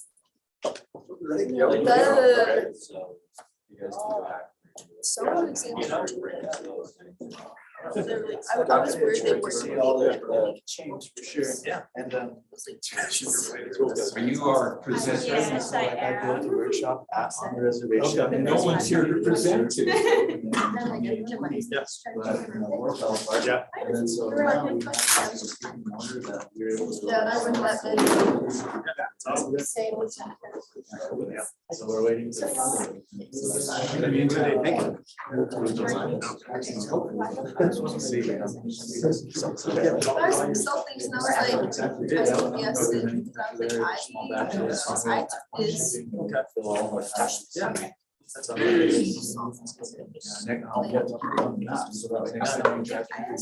all. Yeah, yeah. So we'll show you on the spot. I was like, oh, I think we adjust this. I like- Class, because I mean, I know I got the stickers or something from Okay. you guys. Oh, yeah. Good morning. I do want to start off by giving you guys these documents. I went and go ahead and print them out. It's basically the business plan just in Word document form. Thank you. So I'm going to be presenting to you guys my business plan for the Western Clothing Retail Store Country 6. And if you could do the next slide.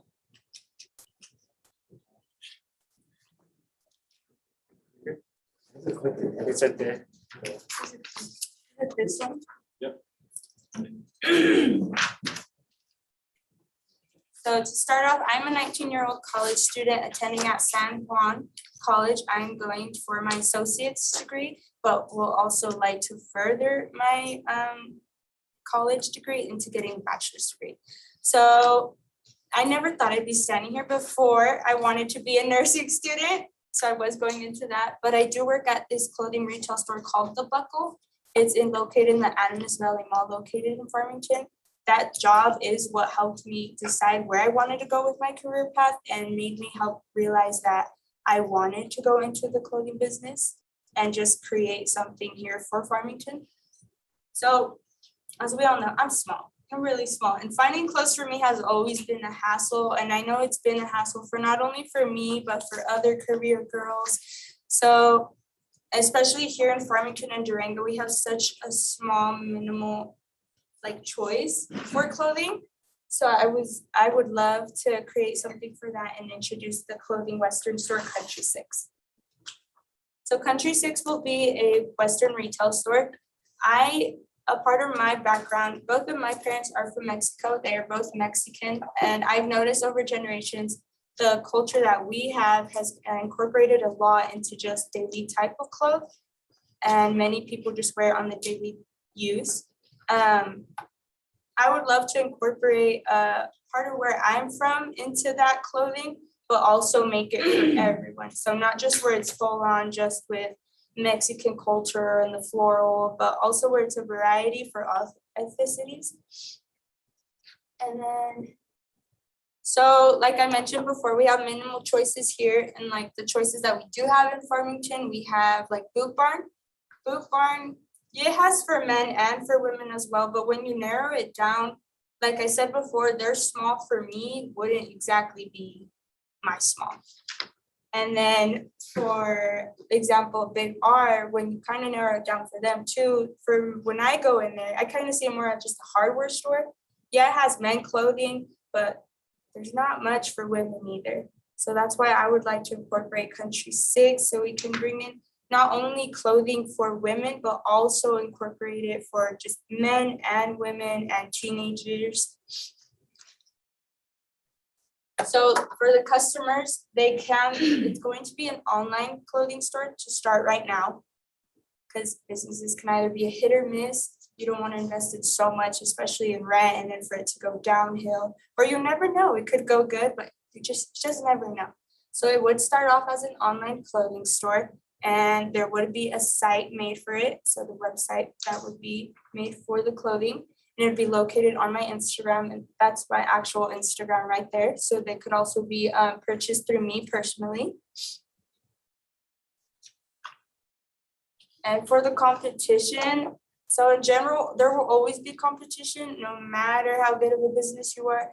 You will always have people around you, clothing stores, whether it be in person, online stores. Instagram has a lot of online stores, especially little boutiques, especially for clothing for Western. And I know because I'm one of those suckers that shop on there a lot. And a competition that I thought that would be huge is Ariat. Like I said, from Buckle, I've learned not only how to sell and persuade and to just show what we have, but I've also learned a lot of what grows and what doesn't. Ariat's a really huge clothing line for Western. And they sell jackets, jeans, tops. So they would be a huge competition for me, because not only do they have a bunch of knowledge in the game of competition, but they would have way more options than what I would have. But of course, it would be me barely starting, so I could progress from there. And so the marketing, I did do a little research on the marketing. So I found I would love to team up with this manufacturing team that I found located in Los Angeles. They're called the Tegan Group. So they do help you create what you want to create, but just put it into real life. So their cost on average would be $13.53 just per what you want to make. And then just the fabric itself would be to $9.45, just the wrap. So that comes like an estimate of $22, I believe. So to start off, I would like to start off the tops at 20. just to make it too pricey, since it would be something that would barely be coming out. Cause you know, when it's new, you're like, should I buy? Is the quality good? So just to make sure that I wasn't too high up there in the pricing. And for the jeans, I would like to start them at 30. Since it is going to be something that will be barely starting, I would like to just start with tops and jeans, and then from there incorporate more. So to start the online store, I would like to invest in 2,500. For example, my pay stubs, I make a pretty good pay, and just with what I make is like a grand, like 1,000. And I'm a college student. I pay for college and I pay for my needs. And just with that is barely enough just for all that. So I thought that won't be quite enough for a business store. So that's why I invested in 25. And these are some of the models that I wanted to add in from my job. That right there is a floral design that is the type of pattern that I would like to add into the shirts. That's where I would add in where I'm from, part of the Mexican culture. I did get this one embroidered. You guys would like to take a look at it just to show a little example. And then model 2 is actually that top that I'm passing around. It's one of the fabrics that I have seen that most girls like to wear a lot. It's comfortable, it's slim, it doesn't like come out of the clothing. And then the jean that is showing in there is a low-rise jean. From working at Buckle, I have knowledge and I have learned that people most of the time prefer either a mid-rise jean or a low-rise jean. Because when you're short like me, sometimes a high-rise jean is just a little too high, and then low, for most girls, they prefer the low. Then model 3 has a mid-rise jean. So I've learned more that like a bunch of moms prefer the mid-rise jean just because it's more of a curvier fit and just molds them exactly where they like. And that is me explaining the models right there. And then for the jeans, so I've noticed sometimes jeans, they're hard to find a perfect fit. For the jeans, I would like to make them to where they're a performance stretch. So that basically is where the jean has a little bit of stretch, very minimal stretch, but also to where the jean fits slim. So it'll fit tight, but not to the point where like you can't breathe or like you can't bend down and you're not uncomfortable. So it would be a performance stretch for the jean. That's all I have for you guys. Thank you.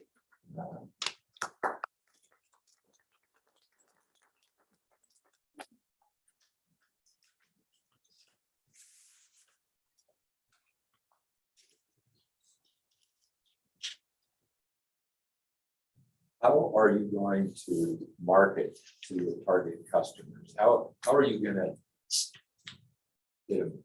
Hit them. Like with the brand itself. Well, you're gonna advertise somehow. Mhm. And how are you gonna get the focus on the particular segment of the market that you're after? Well, that's where I guess I could do modeling on social media, just showing it for now. Not like exactly promoting, oh, there's a new store, but just giving little teasers of it. Or especially I could have known people model it for me, and I could just promote it there on Instagram. It could start as a promotion, and then from there I could see if it grows and if people actually become interested in the product. So I have a question. So is Country 6 going to be an online store, or is Country 6 going to be a brand?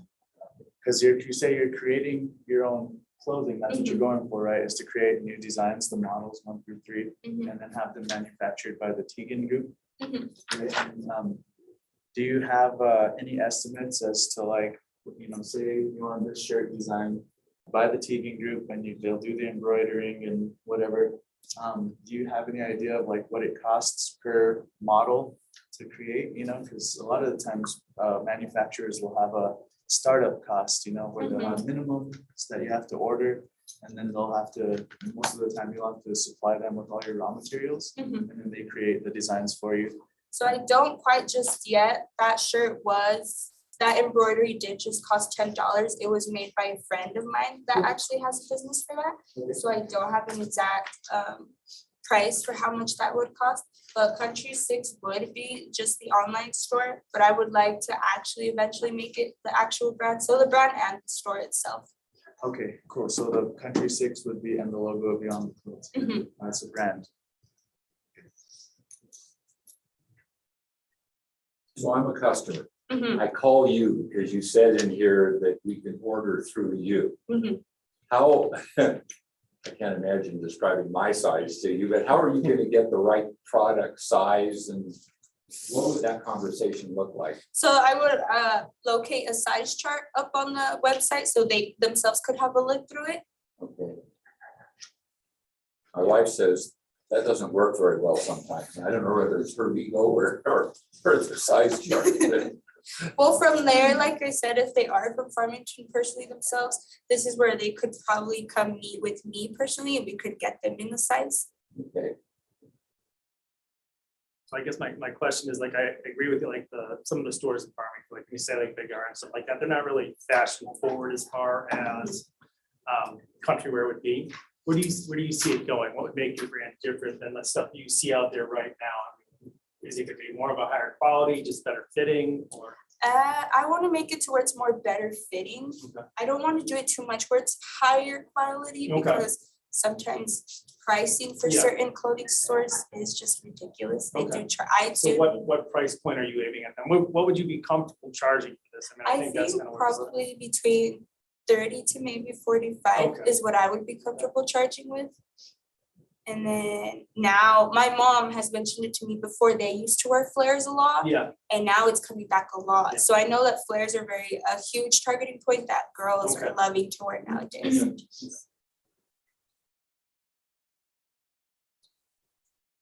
You didn't have any projections that I saw Mhm. in terms of future revenue and costs and all of that. Do you have anything in your head about where you, how much business do you hope to do the first year and then? Mhm.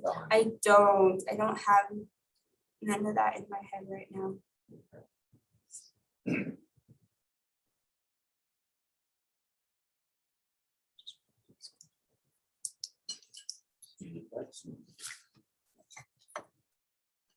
Maybe I have a comment. Mhm. I was curious, so, and when you're going after your value proposition, based on the story I heard from you, is you're going for the proper fit for petite women Mhm. as well as for curvy women, right? And so are you focusing directly on those sizes, like petite sizes, and then you're focusing on larger sizes? I don't know, if that's and then, so what, I'm just wondering what your focus is, because in my opinion, it's a good value proposition, like just to say, if you're gonna make a clothing company for petite women that are into the country style, Mhm. right? Because then it limits the amount of models, sizes, and model of clothing that you have to have, instead of like, you need 3 models for each, like a man, a woman, a small woman, a big woman, small man, big man, you know, that's like 6 different categories with 3 different models for each. That's a lot of money on the front end to develop, especially if you're gonna find your own manufacturer and create your own designs. Mhm. Maybe, in my opinion, it might be just a comment. Might be of your consideration to narrow down your offerings. Maybe just start with what you're familiar with. It's like petite And sizing, then go from there. and then go from there. I think yeah, that's a good idea, just to kind of get yourself a certain kind of customer. And then you can expand from there. Have you ever had any interest maybe in using like people in your family that might have like the full design skills and all that stuff? Or is there some place that you think you could like have those done? I mean, because I know that like when you see like, you know, denim jackets that have those floral prints on the back, that they're impressive to see. They're beautiful pieces of work. But do you think that that's something that you might go into, or? I think it might, like I said, I think it'll be something I would go into, but the store wouldn't be entirely just with that Okay. type of print. Yeah, okay. I had a quick comment. Sorry, it's not questions, just No, kind of you're okay. comments, but I read in your business plan last night that, you know, a lot of folks who are looking for these type of fits in this style are traveling down south to Texas to find these merchants or these retailers, right? Mhm. And I've also know that like the flip life model is a viable model where like if you had, let's just say you saved up 5 months of like from your paychecks to where you have like, let's just say $2,500, right? And then sometimes it's a good idea to go to like the stores or the markets or the established businesses that have the clothes you like can kind of serve as like a middleman to expand to new markets, because then that's going to allow you to have a positive cash flow.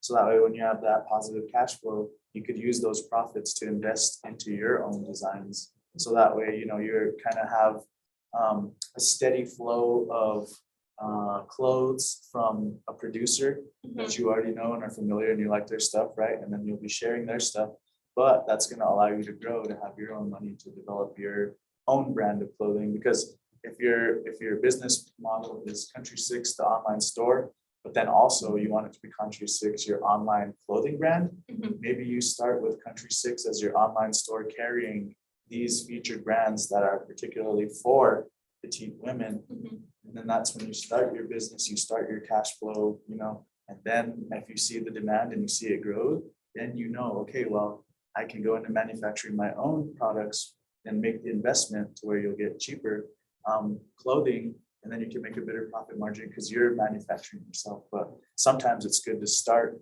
in the wholesale market where you're selling other people's stuff and turning a profit off of them, because then it's not like you having to keep track of inventory, not you having to keep track of all these things, right? It's just you already have a constant flow of inventory. And then once you build up your sales and your following and you have a positive cash flow, then you can invest in your own brand to increase your profit margins. And you know, just an idea. Thank you for that. This is the first time I've ever done anything like this. So any advice or like tips you guys have for me, I will greatly take. And that's the same thing. It's a good idea. Like the brand is nice. I mean, you look at it, it's attractive. It's like definitely something you can see and stuff. You know, but like the idea of like the boutique online shop with other things and like jewelry or whatever other things that you could sell too, just to kind of start making money so that you can see what sells and then you can design your stuff based off of what sells. Yes. What'll happen when somebody orders online, you ship the product, and then they're not happy with it? They could always just return the product and they could get their refund back. Is there enough money, do you think, in your sales to cover that? I think it happens quite often, doesn't it? It does. Yeah. It does. There's many times where they buy products and they just don't like it and refund it back. I'm hoping that we'll have enough in our business to give back that refund. Okay. I think for that, for something like that, you can make your own policies that just say if you're going to return something, you have to cover the return shipping. So that way you're not losing money on the transaction, you're just not getting a sale. Okay. You had a section for key activities, and a slight criticism is that it was kind of words. And usually I would be, you know, set up a bank account, you know, rent something, buy this. And do you have any steps in mind for key activities? Say you were to start tomorrow, what would you, first thing you would do? Like to get this started, Yeah. my first thing would probably invest in the bank, see how much it could. Not only invest in the bank, but also like check out the manufacturers as well, because I guess that's where I would also have to start to see the pricing on them. You're talking about the people in Los Angeles? Yeah. And see how much that would cost me just to make the model or just for a consultation to see the fabric and the product. And then from there, I could go to the bank. Okay. And what after that? There's going to be other stuff you got to do. After the bank, and if it gets accepted, how much I like want, if I have to get a loan, I guess my next step would be to make the site itself. And then after the site is made, that's where I could start promoting it, not selling it, but just where it's on my Instagram or other people I know. I have many friends that do rodeo, so they themselves could also promote it. You just don't tell me you're a bull rider. No. Bronx. No. But I do have friends that ride bronze, so I could. Is that right? So I could, yeah, it's pretty cool. So I could have them themselves promote it since they are more known out there, especially since they ride not just here, but also in Arizona or Colorado. You travel with them, you pop with your stuff. I mean, because that's your audience. So I mean, you can definitely go and sell at those venues. And then from Buckle, we have a site where they themselves, they could place it here and then we ship it out. So that's why it's also cool working at Buckle, because I learned from it. So I could learn from that site itself too. And how he said I could travel with it. So if they're not from here, I could get their information, their card information over the phone if they'd like, then we could just ship it out to them. You see what I mean about the key activities? You had it in your head, you just didn't put them on paper. So, Have you set up social media accounts for I any have brands or anything? not. I've tried to, like, it's been in my mind to try to do it, but I still didn't have the actual plan. It was just oh, I want to make a store. So I've never actually had the time to where I've actually sat there and tried making the store. I figured it out on Instagram how to make the store, but I never actually sat down and made the store itself. I think maybe just to add kind of their comments, I think it'll be a really good to you to, once people do start seeing this brand, because it's a very attractive logo. Once people start seeing it, then like you said, you have a good target audience too with Bull Rider and Rodeo. Once people start seeing it, the word starts getting out. The more eyes you have on your business, the better. So that would just be my encouragement. So would you recommend for me to like put the link on my Instagram and like? It depends too, and maybe you guys chat too as well, but to the point where I think once you fully have the product and you have the online store set up, I think that would probably be the best time actually. Whenever you do have all the everything set up, that would probably be the best time to really start. So what's another approach to build on this comment is that even if you're not selling anything yet, you can still gain a following, you can still gain interest, you can still really interact with your potential customer base, and you could create an account that's a Country 6 account, and you don't have anything for sale because the business isn't developed. But what you're doing is you're posting pictures of styles that you like, you're asking your audience about colors, you're asking your audience what they like, you're talking to them about events, you're sharing different rodeo times and events and like all this stuff that has an interest for your target market. So that way you can constantly be communicating and gathering data from your potential target market.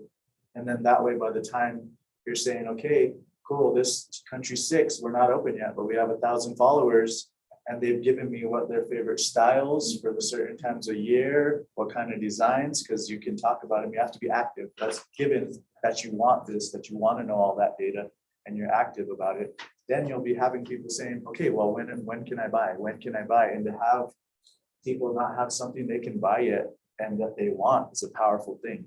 Because then as soon as your first design comes out, it's already sold. And that way you can roll that money over into a new model, a new design or whatever, and continue from there. But you know, you can start this today, tonight, right now, today, and to get it going and just upload your logo and put a picture of yourself, put a picture of your shirt, put a picture of the Octane competition, show your beginning, and just create your story saying, I want to create this store that has petite clothing in the country western world. And, you know, just share relevant information based on your target market, where the next rodeo is, you know, hey, I'm a barrel rider or something, you know, whatever, you know what I mean? Like, so you can build this business without any money right off the bat. And you can already build an anticipation for your products before you actually get something to sell. I could do like those polls on Instagram where they ask what types of styles they like. And that's your market analysis. Yeah. And that's all free. That's all free to you. You don't need to pay nobody for that. I appreciate your entrepreneurial enthusiasm. I hope you take it to the next level. Yes. All right, judges, let's take 5 minutes, get those scores in, and then we have Lux Beauty next. Thank you.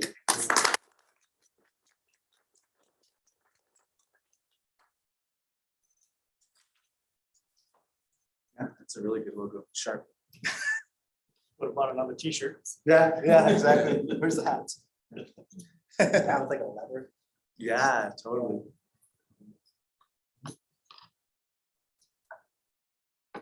You can even see that stamped on like a handbag or something, you know. There's a lot of stuff. That logo is attractive. Thank you.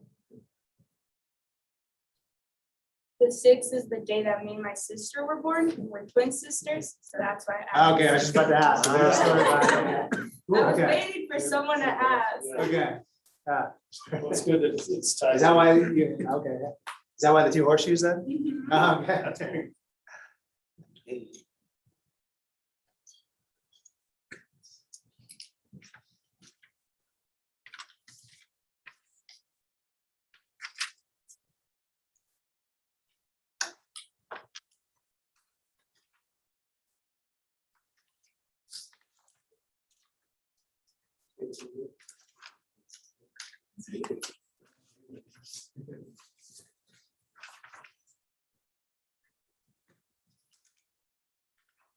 Even Country Six sounds like a rodeo store, like you Yeah. can get spurs there. Yeah. Or a badass hat, or like, you know what I mean?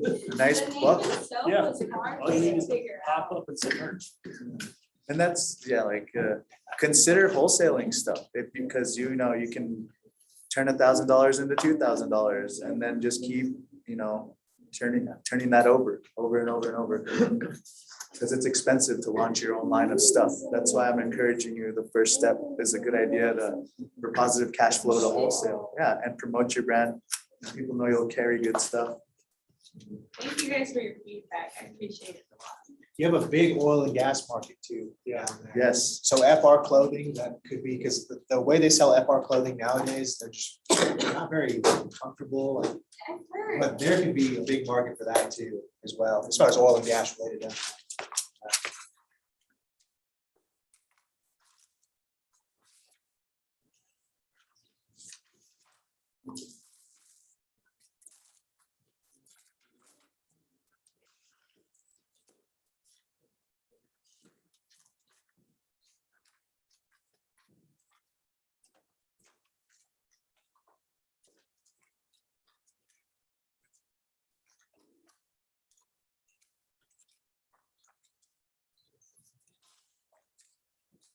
Rustling paper. Trying to get all this stuff together.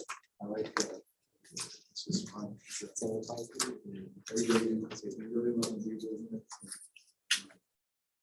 This is just a great opportunity to get a good start, get a good footing.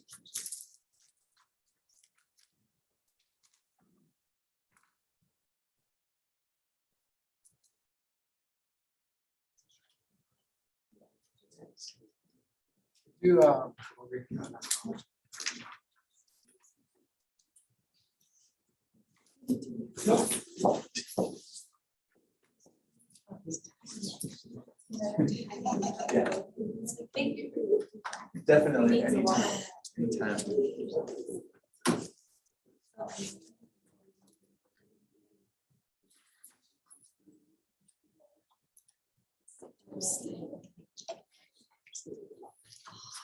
Nice, that's what I like to see. That's good.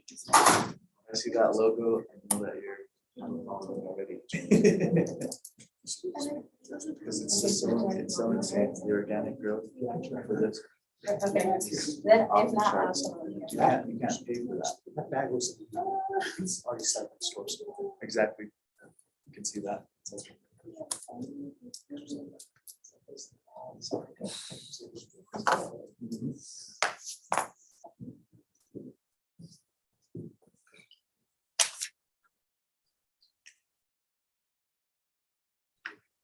By chance? Did you get the clicker for this? Yeah. Oh, can I start now? Okay. Hi, my name is Tamara Williams. I'm the owner of Lux Beauty. And I wanted to give you guys a copy. I don't know if they gave you my updated one, but this is the one I'm going to.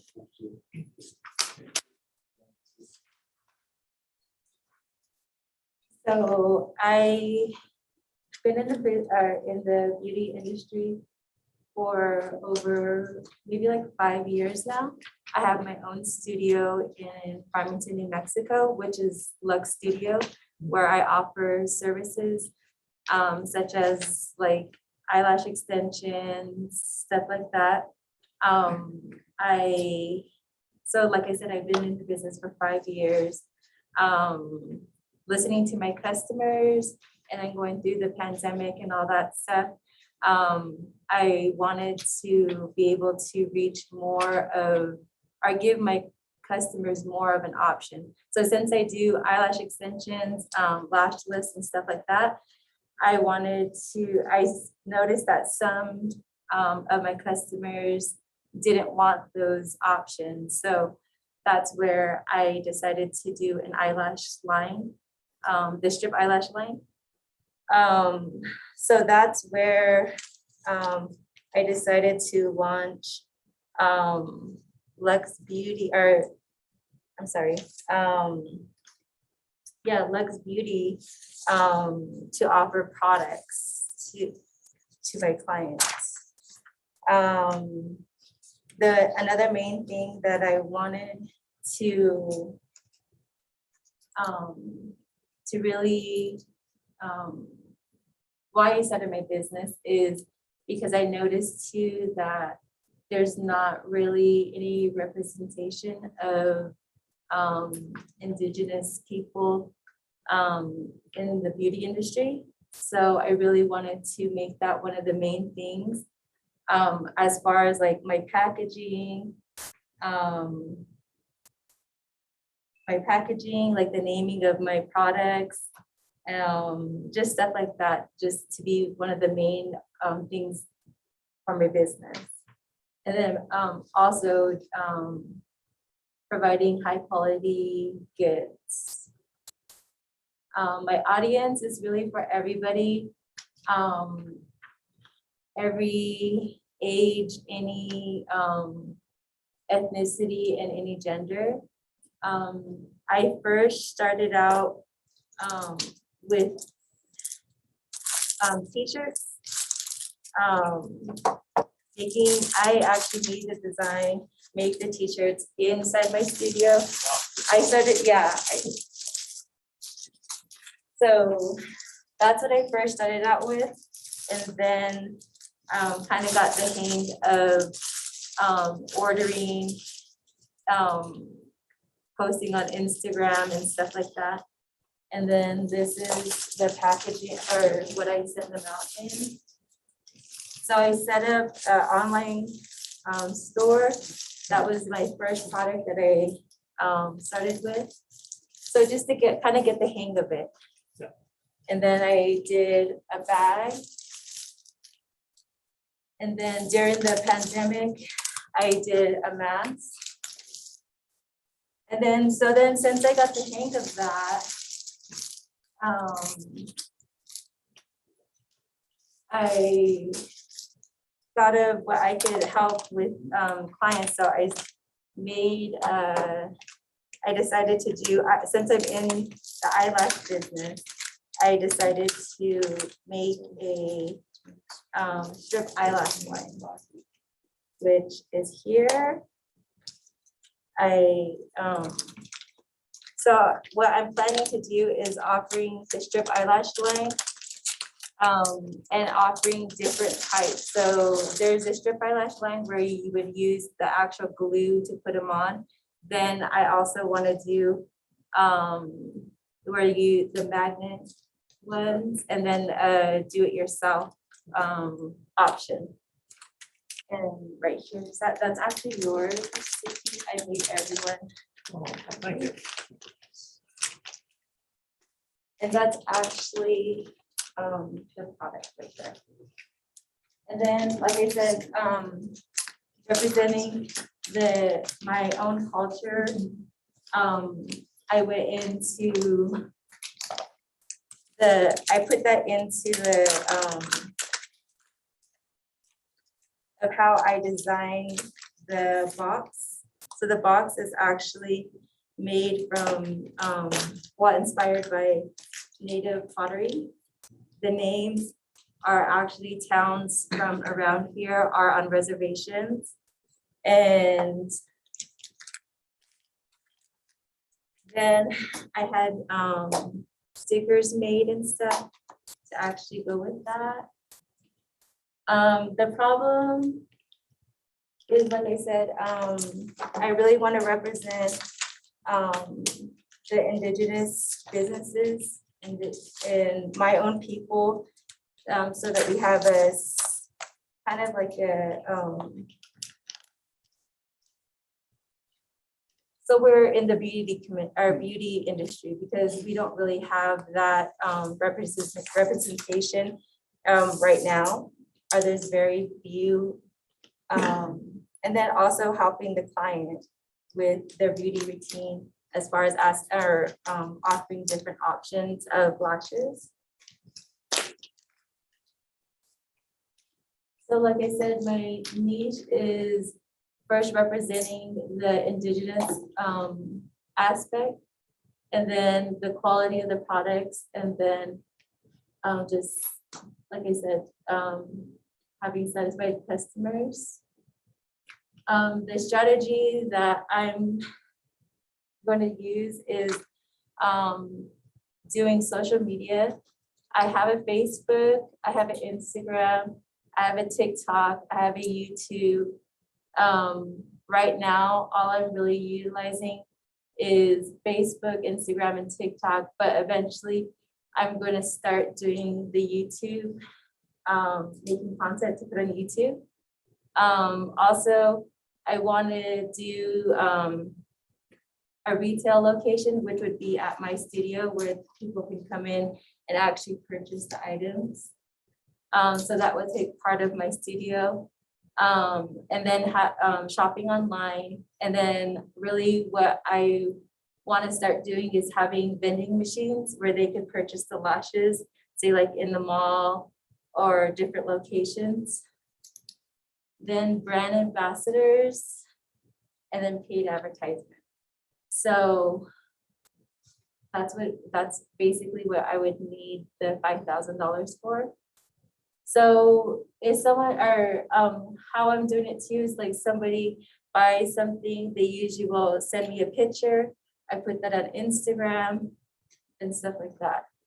So the revenue streams would actually be my retail location, the online, and then the vending machines.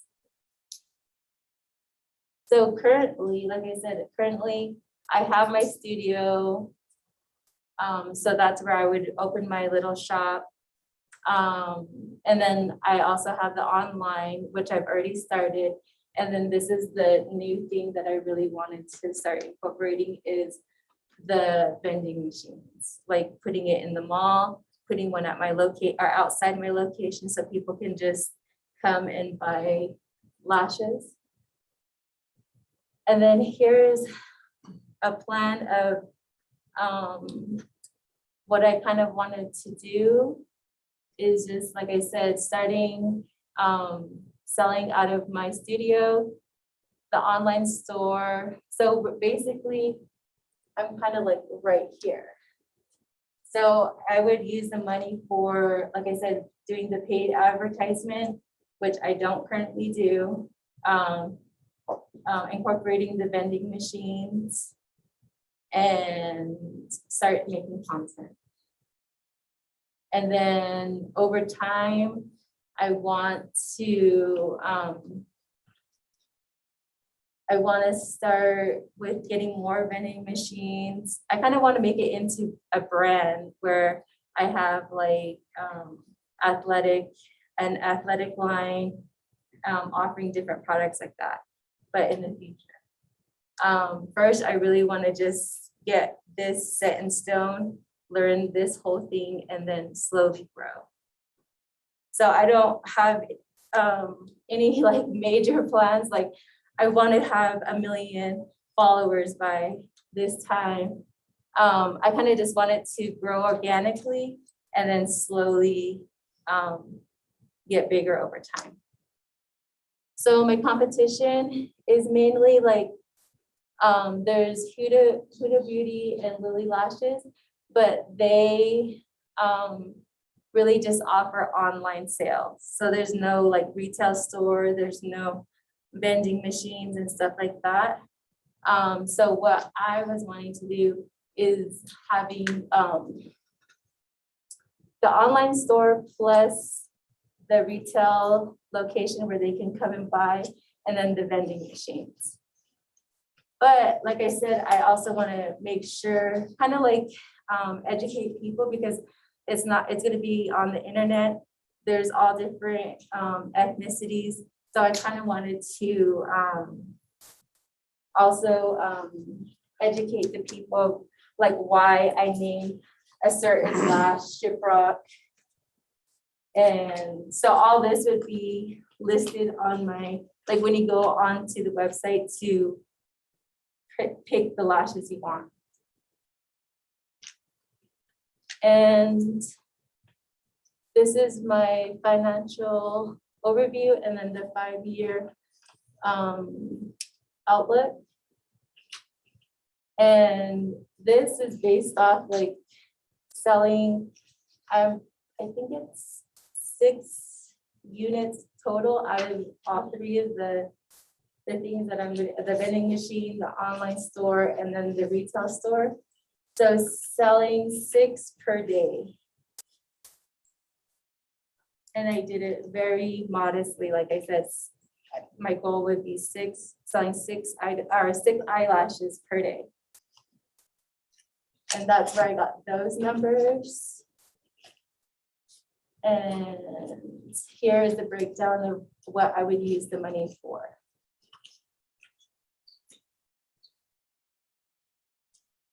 And then I'm also furthering my education at San College. I'm currently taking 19 credit hours. I also run my studio where I offer the services. So I'm doing the drone program and I'm also doing marketing classes. So here is a little video that I made.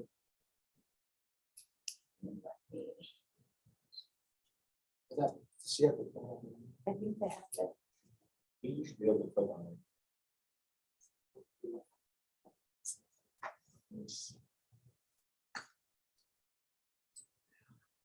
This was shot with a drone? Yeah. Awesome. Oh, shoot. I don't know what they did. You can just hit present again. It's in the top left corner.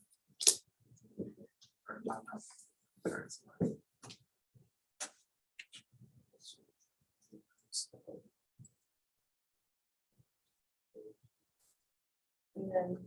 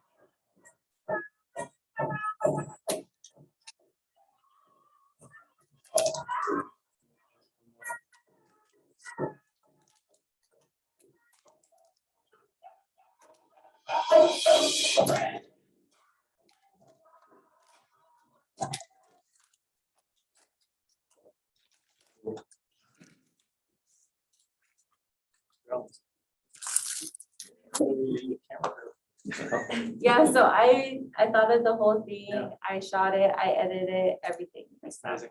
Did And I you did- really? Yeah. Wow.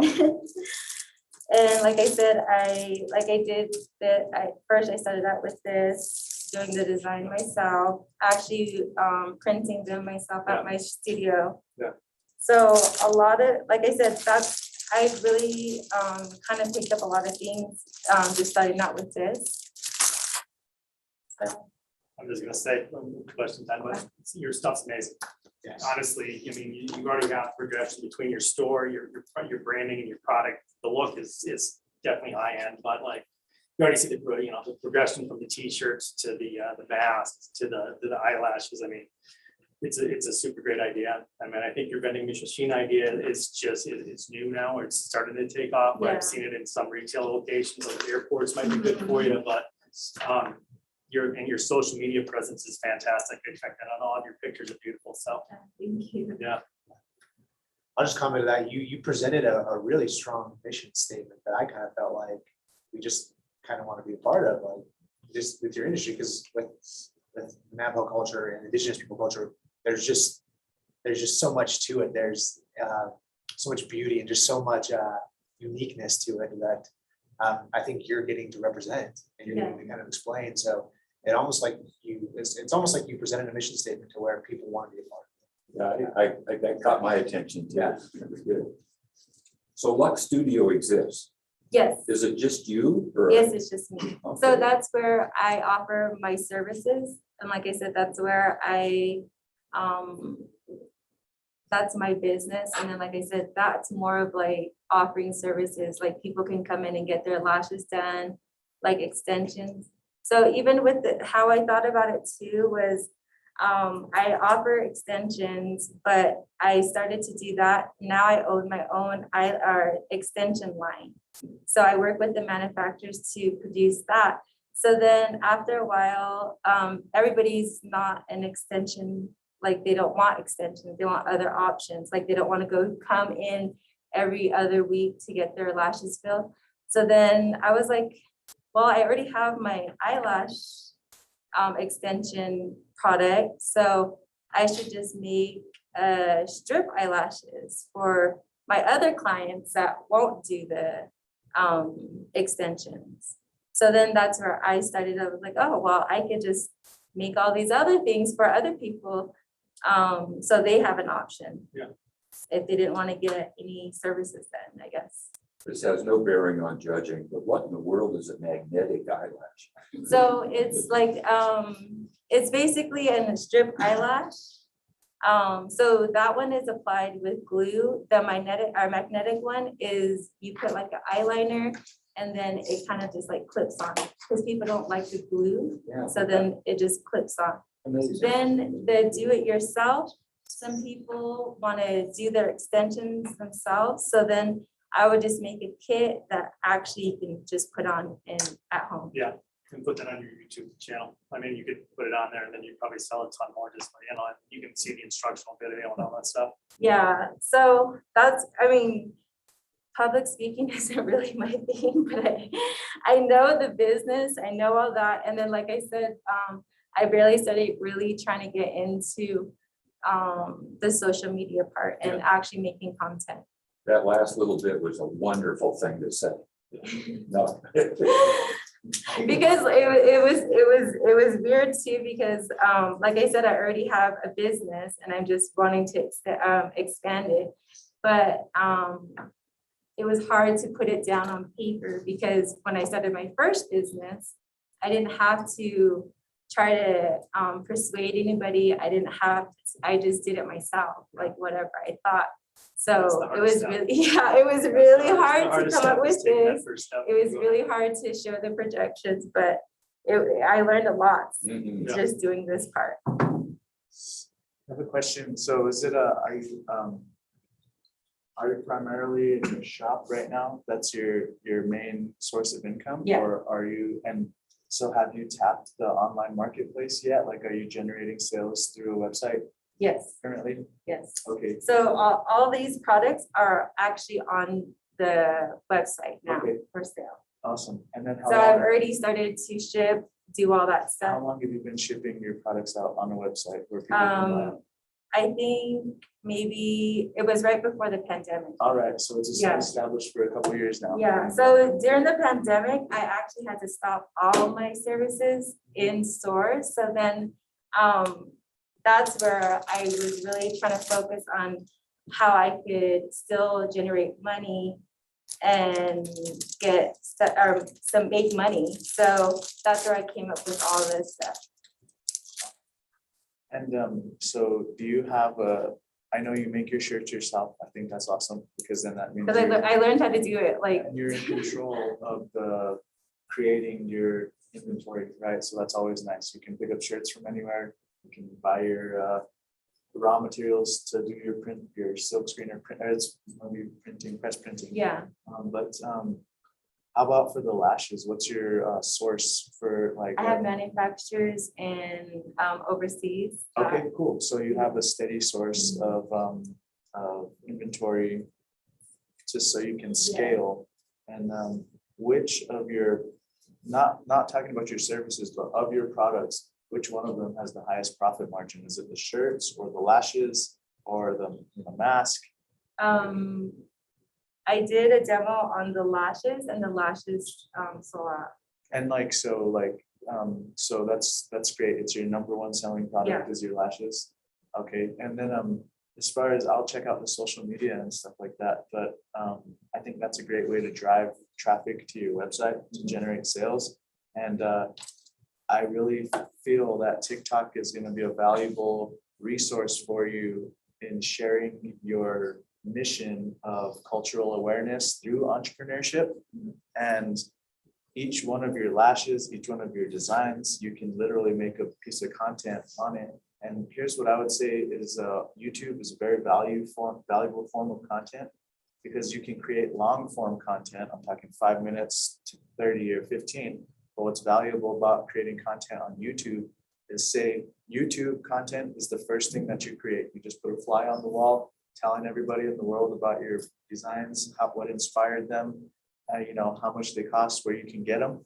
But then from there, you take that long video and then you can cut it into clips and edit it to get short form clips that you just dump onto all your platforms. But the idea is you make the first YouTube long form, post it on YouTube. Don't care if it's raw. Don't worry about mess ups. Like, don't make it pretty, just be real.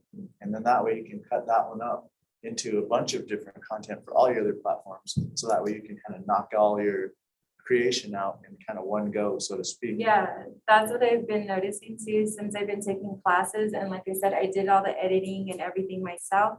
So I do think that is correct, because on social media, because I'm not really into social media and all that stuff, but since I've had a business, I really had to push myself to share and push myself to make content. Like I said, I would rather be on the other side of the camera and make my ideas and everything, but I really learned that since I'm a small business, I can't hire someone to do it.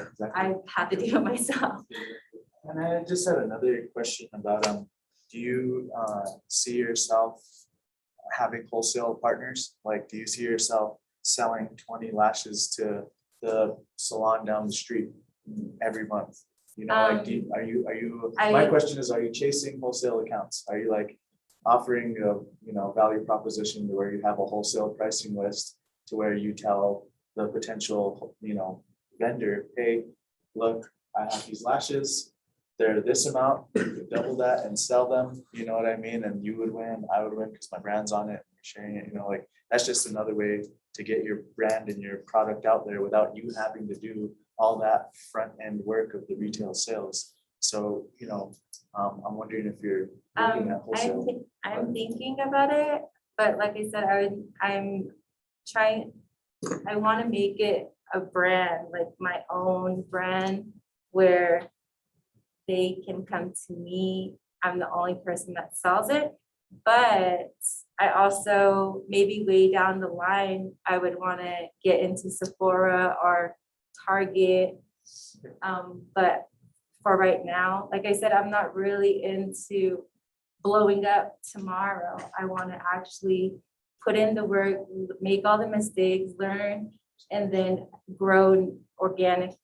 Not so much like, bam, tomorrow I want to be in Target. I would rather do that way down the line. Yeah, 2 questions. A quick one is it okay to use the name of the tribe or the reservation in your advertising? Are there copyright things, or do you know? I don't know. I might. Because other lashes, they'll name their lashes after Miami or, so I haven't run into anything of that. Okay, it's not the end of the world. The second question is, you have 80,000 in revenue projected. How much of that is profit before you have to pay tax on it? I think it's profits like 75% or 75% of that. Really? Maybe like in between 50, 75. You kind of got 2 businesses in the same thing. at some point, you probably are gonna have to have income statements for each, I Yeah. would think, because they're kind of different. You know, one is Yeah. a service, one is a product. Well, right now, my tax person is the one that handles all that whole situation. Yeah. That's a cost. Yeah, You It know, is. sometimes you'll become more sophisticated, you get all that laid out, and it's really easy to do. but May I ask what the retail value of your products are? How much um, are your shirts? How much was the last year? How much is the that? shirts they're 25. The lashes are 15. The bag is 10. And then on the other kits that I want to also, We're about 2 minutes past time right now. We need to take about 5 minutes or however long it takes to get scores in. And then we will be taking a break until 11:15, and then we will continue with the high school train. Very good job. Yeah.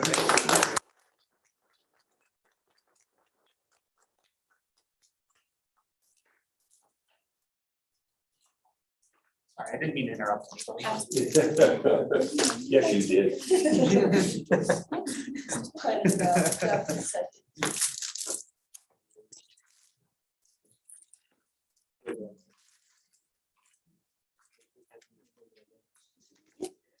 That's on the schedule. So.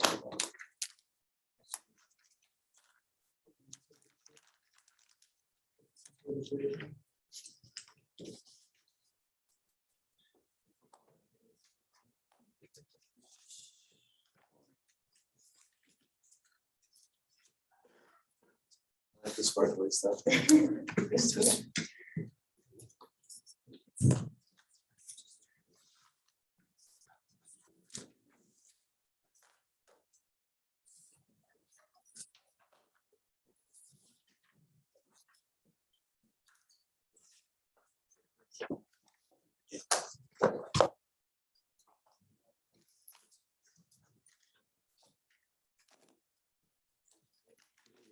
Kudos for making it through the last 2 years, you know, it was a tough time. And it's cool that you have an online store developed, because I'm sure that really might be. You just sort of hover there, you know. I had to do that when they shut down my studio for the surgery. Sure. Oh, cool. And And then then said that you didn't like the social media thing. I don't do a lot. Your sites are very good. Like I did check everything. Your stuff is fantastic.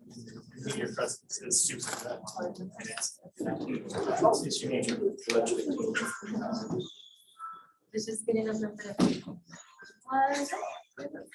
Yeah, it's the hardest part of building, because from what I understand, you're trying to build. There's nobody that's gonna build the brand that's created it. Yeah. You can never delegate that to anybody. See, and then that's what pushes me more, is to make the videos, to learning the drone, to learning the marketing and stuff like that. Yeah, and it's great too, just like for everybody, all the experts, I think it's great for as many pictures of your friends and family and everybody. Focus on I love your cinematics. Video of the opening, so that's those pictures with your friends. And then beautiful scenery and beautiful culture. Just because Well, you that can, one you I can, made- that's an awesome video. You can't see what it is. Well, it's great, originally is 3 minutes long, so I just shortened it because of the time period. Nice. Your branding is great. Bugs Beauty. It's awesome. Designs are cool. Yeah. I like the idea of the lashes to tie a specific location. Yeah, well, it was funny too, because like a lot of the people, like say they're born in Sherbrooke, or anywhere, like people were coming in. I want this one, I want this one because I was born there, or I'm from there. There's something that you can have on each box. Something historical. Yeah, see, that's what well, on the website, I did a little thing. If you look at. Okay, for this. Like 5 minutes. On one of the pages, Where do it they want has us? it, yeah. In 5 minutes, they On want the you over there. website, but I was thinking about Over putting like a The little judges thing there, room? say like. Yeah, I didn't know we had a room. My little description, like where it's at, whatever. Firefights, But so I can Like you said, it makes. Yeah. They still have like waters in there, I think. Great job. Great job. Thank you. In 5 minutes, I Nice want you job. over there. Thank you. I'm impressed with what you're doing. Just to like the principals. Okay.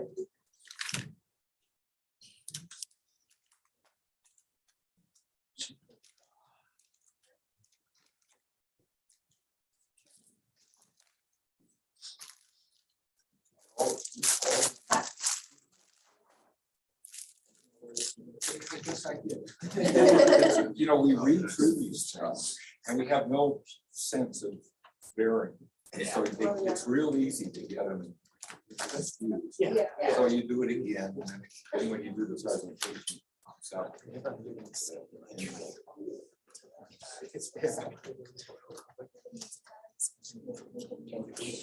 Yeah, I got one.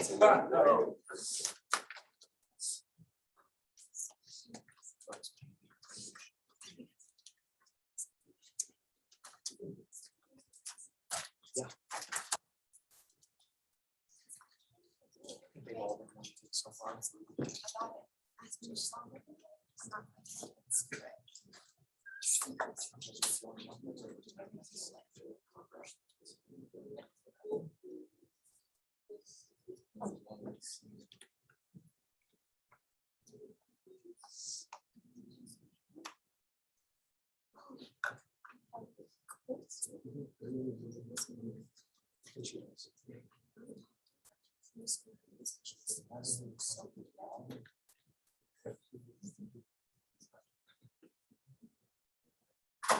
Like, that is one of the hardest parts, is I realize when you build this, other people like stepping out. And then that's true. I know that some people misrepresent, they just want to carry a brand for the clout or whatever, you know, so. We get that.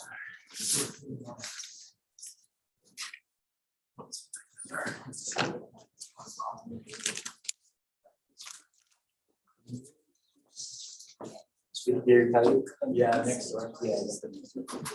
Awesome.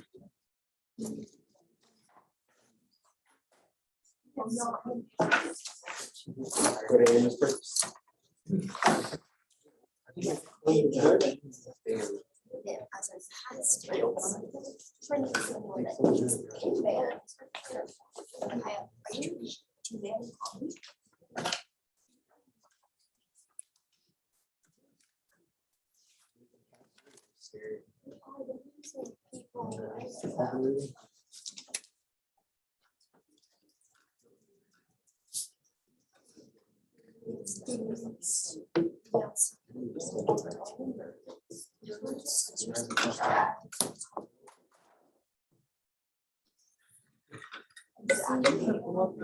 My bag. So many kids. Sponsors.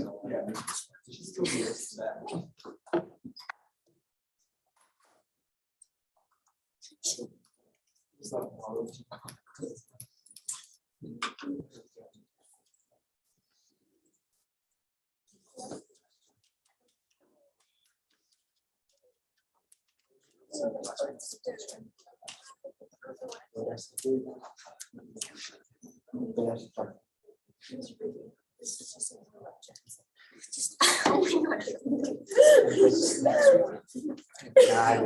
My brother was reader, but. And I point, I'm like, they're like this though. Oh, yeah.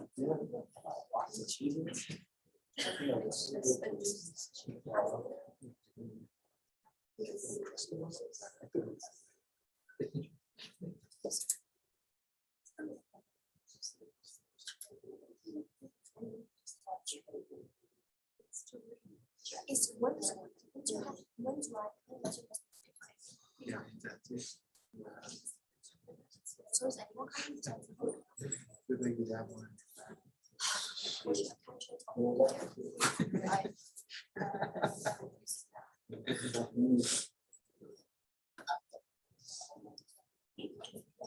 feel like if I keep playing, it's gonna like number out. I think this is another reason.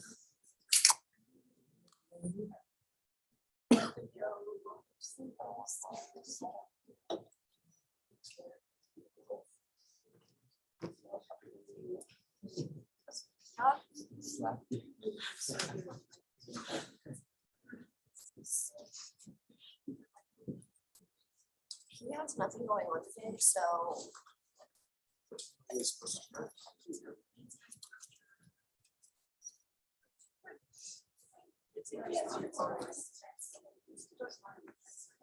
Okay, then I'll tell him that after we do that much.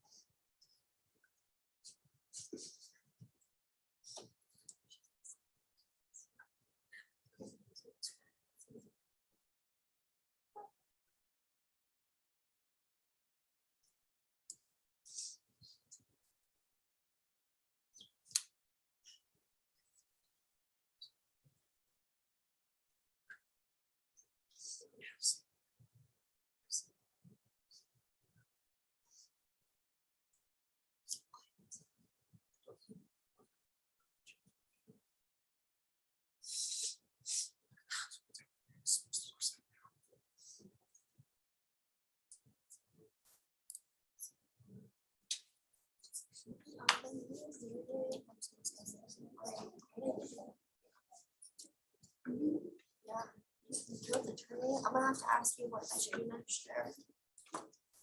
Can we start this earlier, but next.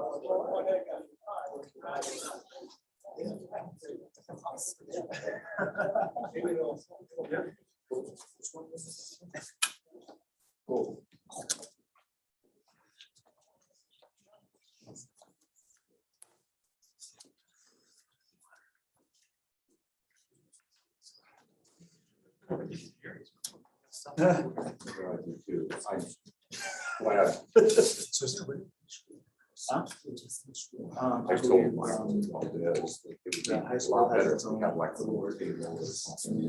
Second, awkward there, gets 5, and then the first one. Coffee. I mean, your day's getting better though. Final round is in the afternoon. And the winners of each track go head to head, and I think it's just the San Juan College. Fort Lewis alone.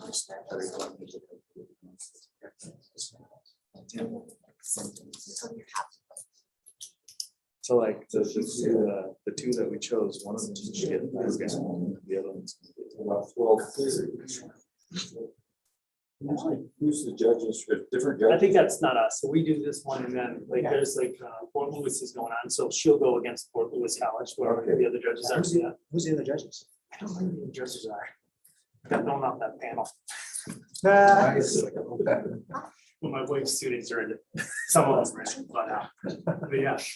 Yeah, so then she'll go against them. It's crazy.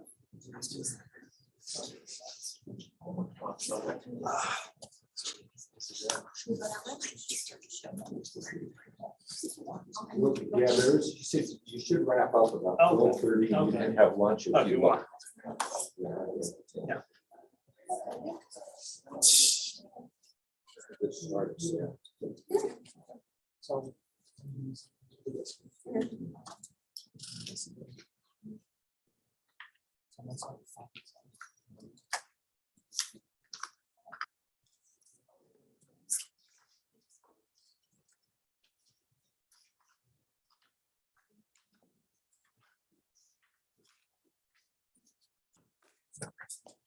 Thank you, sir.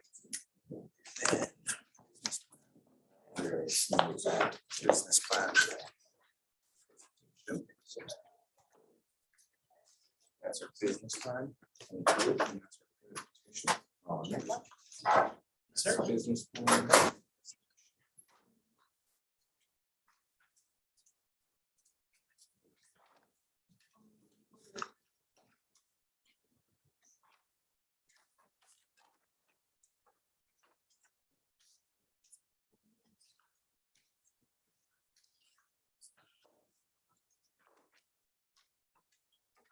Good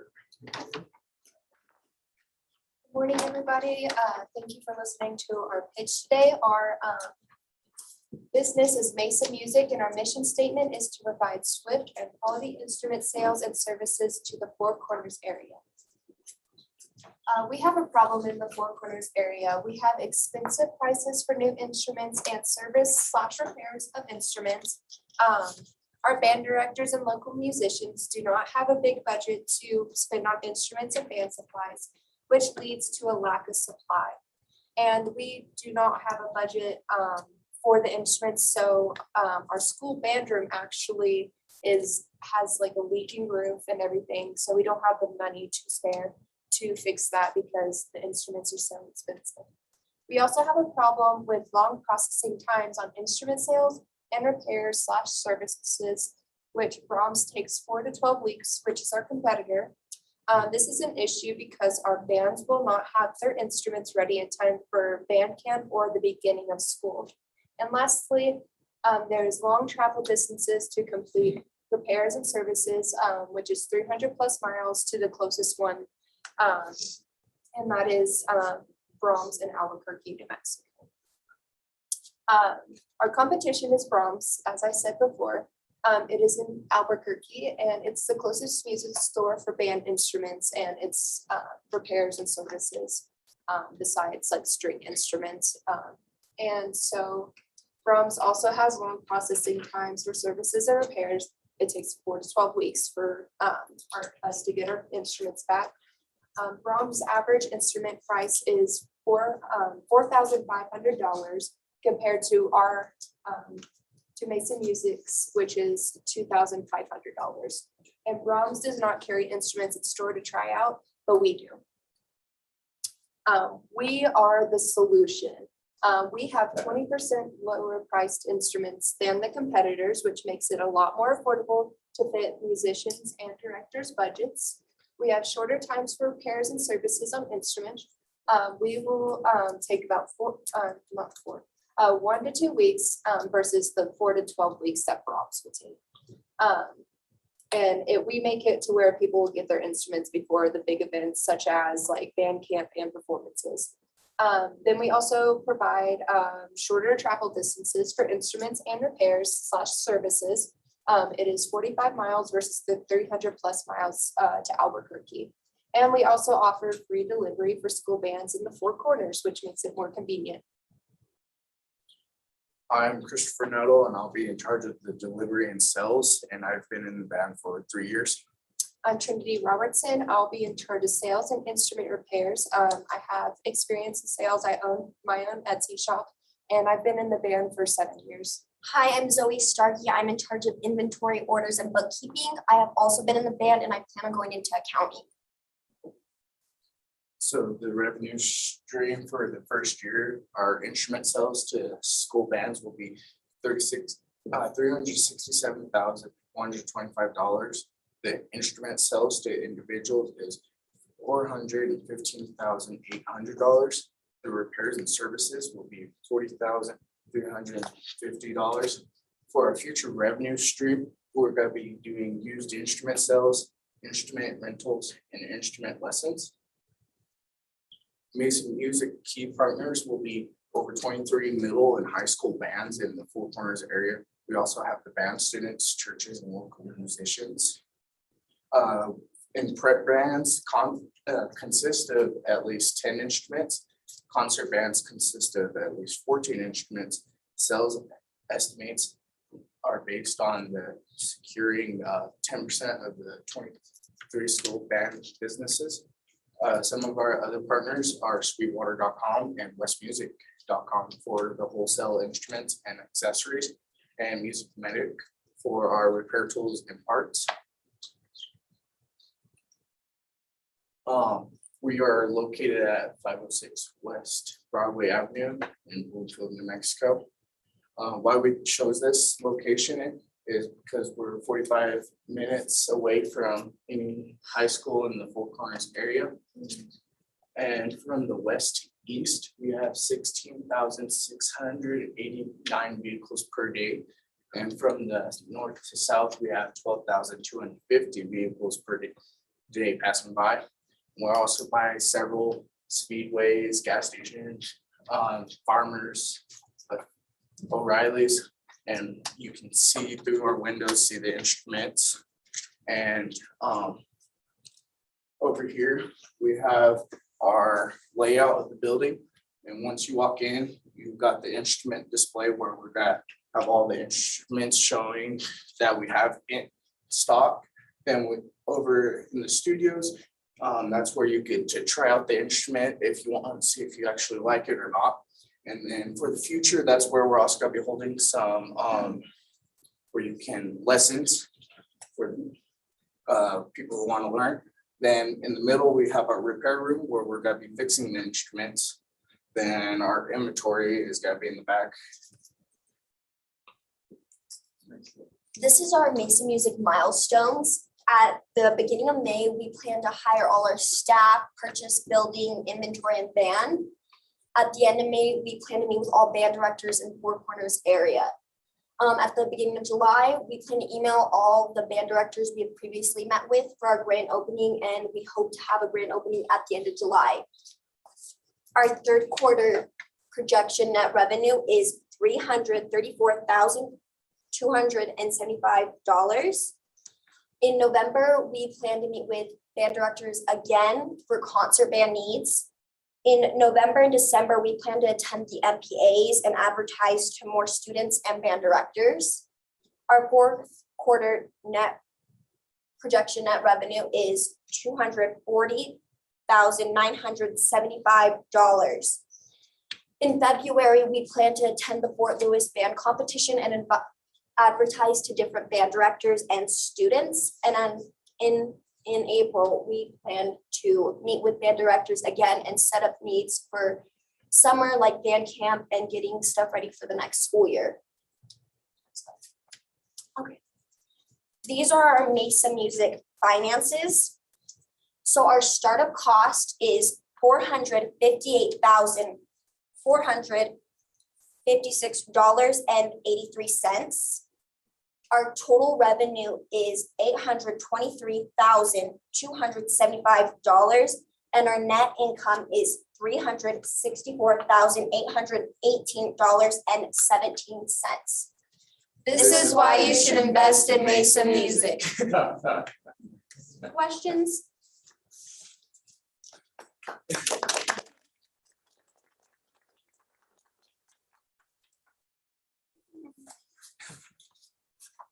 All right, I'll start. In terms of your guys' repair time, so it's about half the time as you would see as the drums repair? Yes. Would that just be due, or what would be the main factor of that? Would just be you guys maybe have had more experience with repairs, would it just be the simple fact that maybe they have a lot more I guess customers at the moment? What would be the big reason why you guys would cut that time? Probably they would have more customers as well, and we would also have more like staff to help with that and just stay on top of it because our main like focus is the school bands. And so we would probably have more because there's going to be a lot of instruments needing repairs and cleanings. So more staff and You know, it seems to me like you have a huge selling proposition because of the time of delivery. Yeah. And yet you're talking about charging, if I read that right, half as much for an instrument. I would think you could charge the same, but if you want to feel different, just a little bit less. I mean, why not get a little greedy? I think it's more of just to like be appealing to like everybody around us and stuff, just to be like catch their eye and be like, ooh, I want to do business with them more. And also so that they can save the money for their needs as well, because like I said, like our roof is literally like leaking. We have buckets everywhere. Like they could use that money I elsewhere. would rethink that a little bit. You know, you could have a little bit of both maybe, or some compromise. I think you're kind of giving away the farming. You don't have to. All right, is there a problem with online competitors? In other words, are you going to have to worry about somebody going online and just buying product? I don't Do you know, Zoe? No, because they take long shipping times and they're expensive, and like the way we offer it, we're doing wholesale compared to other and people who like bands are just, and individuals are just buying single instruments and not wholesales. Can I ask you a question then? Do the schools purchase the instruments? Are you gonna be selling to the schools? Are you selling to individuals mostly? And then I guess my question would be like, what is, so like what is the cost? I mean, are we talking like, what is the cost of an average instrument and how long do people actually keep an instrument before they like upgrade? You know? So we have sheets inside of the Okay. portfolios that say it, she'll find it for you. So what was how long like people keep? I mean, how long does somebody, so say like you come and you get a trumpet, like how long does somebody keep that trumpet, like before you think they would be a return customer, I guess? I think there was like a 90-day policy that we decided on, like around there that like we would fix it, and if they like hated it and Well, stuff. I'm not saying like return it, I'm asking like, so you go, I go out and I buy a trumpet, I'm just saying like, so how long do you think it's gonna take before like I would upgrade that? I'm just saying to see like, because it says like, are those people gonna be repeat customers? Are they gonna come back, or do you just buy one trumpet? It's a majority of our money is going to be coming from repairs, because instruments, you have to repair them very extremely often, and so that's where the majority of our money will be coming from. Okay, that was the repairs, okay. And even I talked with my band director and stuff, and he's had to save up like the 4 years he's been teaching and stuff. He's had to like save the budget just to buy like a new saxophone or Okay, something. okay. So like Yeah. that he obviously needs new instruments too. So like there's a little bit of instrument buying inside of that, but most of it's The from location's fantastic. The visibility is fantastic. And I mean, that road is so well traveled. I Obviously, mentioned about the windows part, you can see Yeah. it clearly into you it. know, and I do know that like, and I might want to contemplate this, that like people that come, musicians that come in like bands and stuff like that, usually don't travel with their own instruments. They usually rent, you know, like rock stars and all that stuff.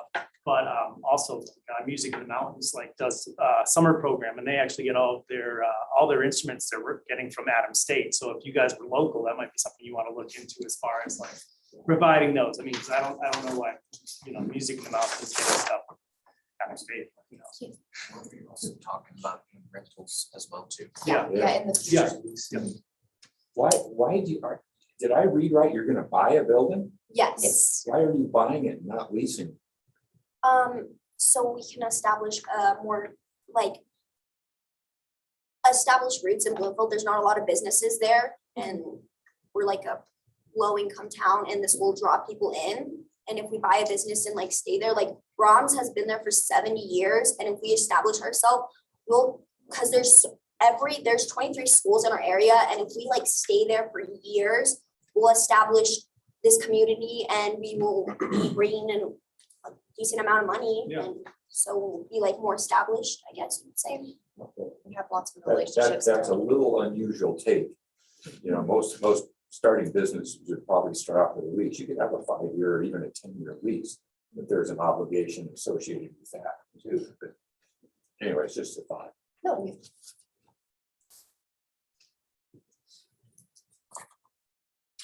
I like that idea of, you know, it's great that you want to establish in the community.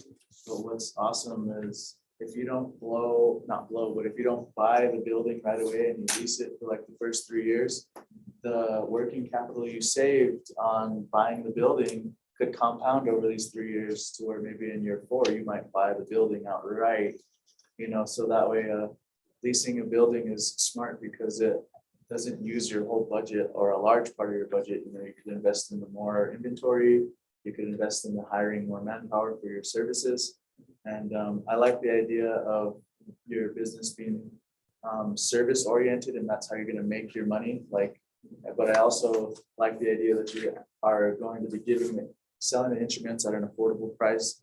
And it looks that you're going to have small margins on it, but what that says to me is you're getting more, giving more access. So that way more people will get involved in band because it's not such a high price barrier to entry.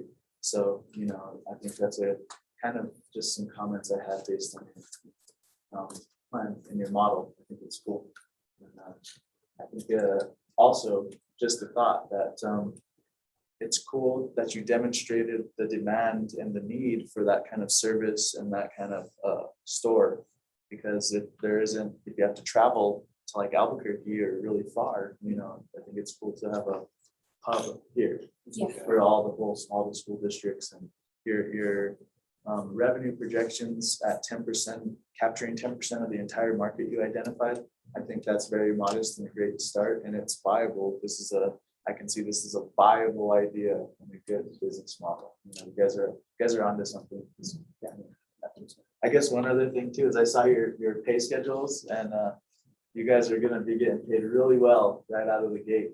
And one piece of advice is maybe if you lowered your pay, you could have more manpower, which would increase your service offerings and contribute to that turnaround time, which is your value proposition. So in any business, if your businesses go under a lot of the times because the owners pay themselves too much right off the bat. So keep that in mind. Thank you. Yes, thank you.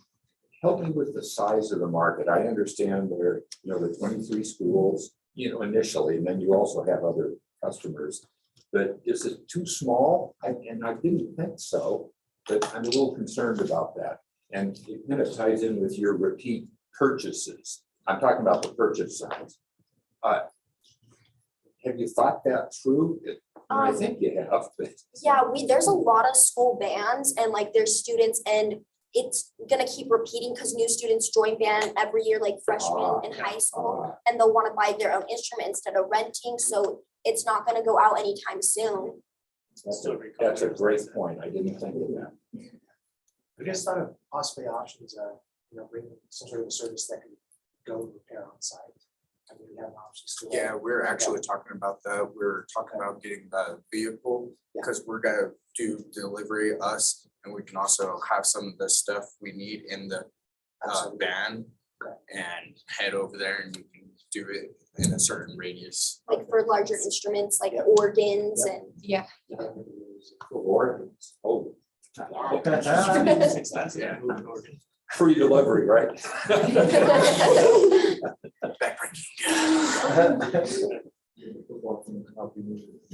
Calibration possibly for concerts or things like that, if you guys can offer services. And that's why we're actually attending the MPAs, because then we could like help fix stuff on site and just advertise ourselves. It sounds like you're really gonna do this. No, you are. I mean, it's not just to get some money here. I mean, we could. Yeah, I mean, we can. It's a solid idea, so yeah, I mean, if we can get someone to actually invest in us, yeah. Wow. So what's cool, if this is a great plan, great idea, there's totally a need for it, right? Because it's a market that's obviously open and has a lot of room. And there's grant funding, if you can angle your business to tell a story of giving access of music to underserved populations or underserved communities or rural areas. And like, there's a lot of money out there in the arts to get kids involved in music. And I think that you could easily find venture capitalists that could invest into your business and get you going right away if you're serious about it. Instruments too as well. Go and give away guitars, pianos, just the simple fact of the one. Yeah, Yeah. that could be another thing, because with the band, I've noticed it's starting to get smaller, and like having the instrument shop right there, it might bring in more people to want to play right there into the schools and help enlarge the bands and help us And come. even a bit further down the line, like offering the lessons and stuff, like Yeah, that with can that make them studio. more. Yeah, there can be a lot done with that studio. Oh, yeah. Studio time. Recordings. Great layout, man. Yeah. Design of the building. Well, thank you guys for your time. Yes, thank you. I appreciate it.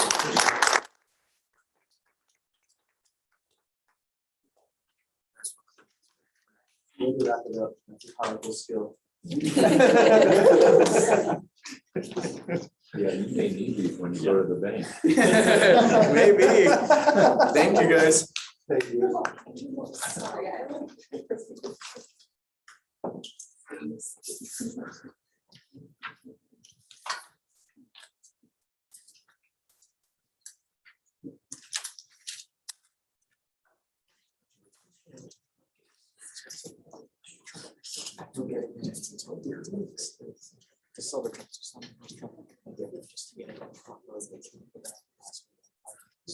Oh my God. That's just.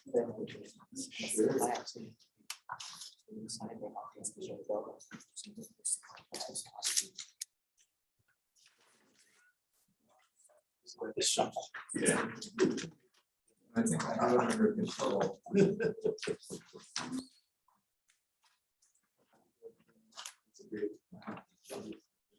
I've got a little more. Go away.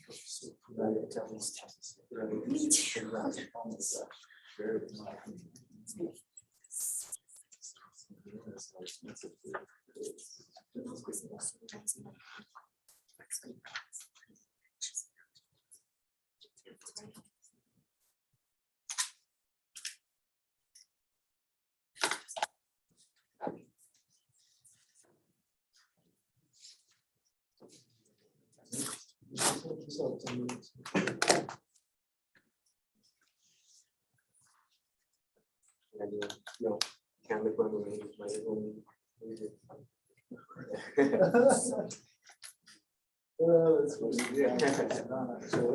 Guys not here too, same thing. Oh, yeah. Yeah. Nice, man. That's cool. I like to ball, dude. Yeah, we're playing over in Alumni. Yeah. At the No way. All right, when was that? Yesterday? Yeah. No At way. 10 p.m. What did you guys do? We won by 28. No way. So what is the tournament you've done tonight? Yeah, from that. Yeah. Nice. Dude, how many teams entered the tournament? It's like 32. Nice. Which one is a single elimination? Double. Elimination. Session already won. Yes, right on. You're on the squad. You guys- There's 9 of us. Nice. That's a good discussion. Yeah. Do you do the, you guys are the style balls? Yeah, red ball. Yeah, red ball. That's how everybody plays. Really? Yeah. That's crazy.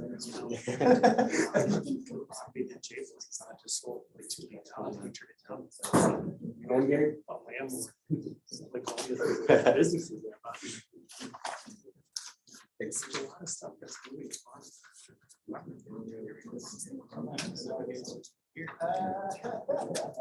There's so much I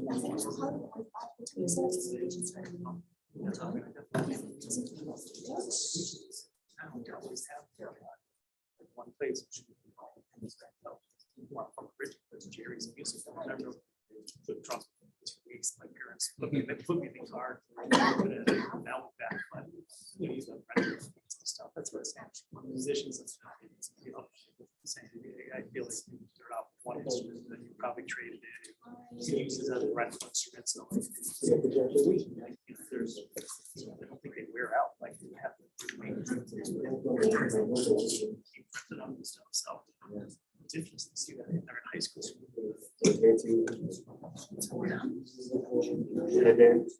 Some of them see things. I think. I didn't know. Go over in my Spanish class. Great, I'm so excited. Rent would be expensive down there. But I'm sure so many things. I was working by the building. I mean, it says that they're really seriously thinking about it. This might not work out. Yeah.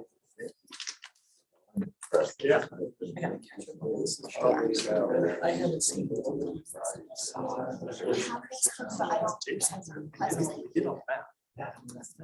Because I don't like to, I got it for like. You just calculate the I traffic. literally got it for one person and that's it, and then. Used to be like when Sirius, Texas was down there, it's like right at that main intersection, there's a ton of traffic there, you know.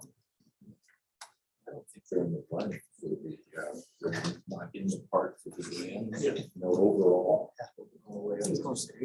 They give everybody else a run for the money, I'll tell you that.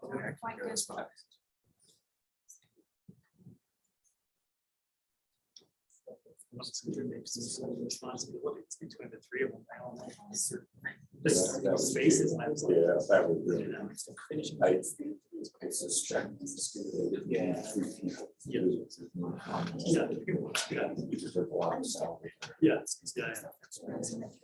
You really. It's gonna be something that's for the residents. I don't think they're up. I wanted to introduce myself before, Megan Yarbrough, and here is a copy that you can keep on the web. Megan Yarbrough. Excuse me, I'm Gary. Nice to meet you, and here is a Thank you. Megan Yarbrough. Sorry. My hands got a little. It's all good. It's all good. I'll wait until.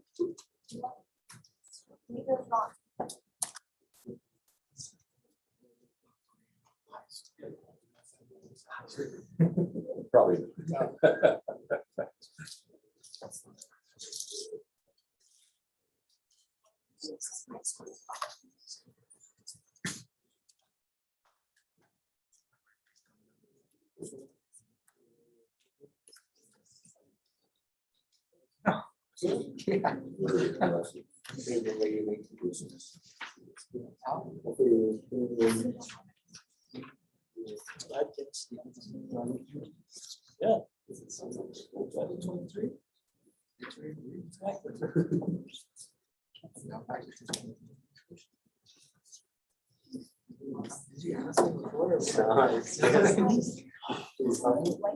It's a lot.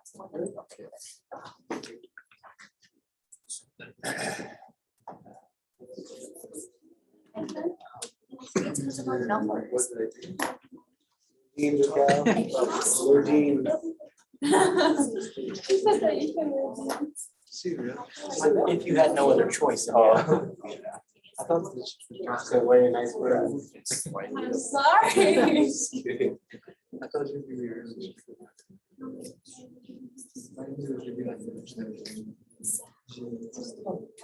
She said she wanted us to be in nice clothes, but she said she also didn't want us to get, buttons. Just please. I didn't bring my concert blacks, and I wasn't gonna go get some new ones. Yeah, I feel like we should.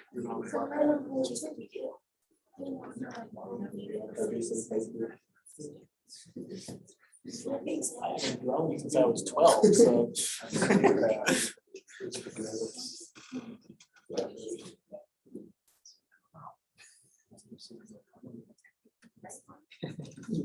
It's a good question. looks, are they? I absolutely had to have wouldn't, but I didn't want to bought new clothes for this. Yeah, and yeah. This is the music shop. It works just fun. It's very nice. It works just fun. Yeah. If it works, it works. Yeah. Yeah.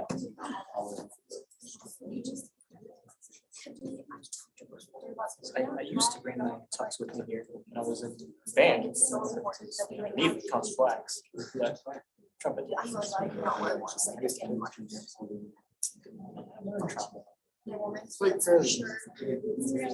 It was learning based club.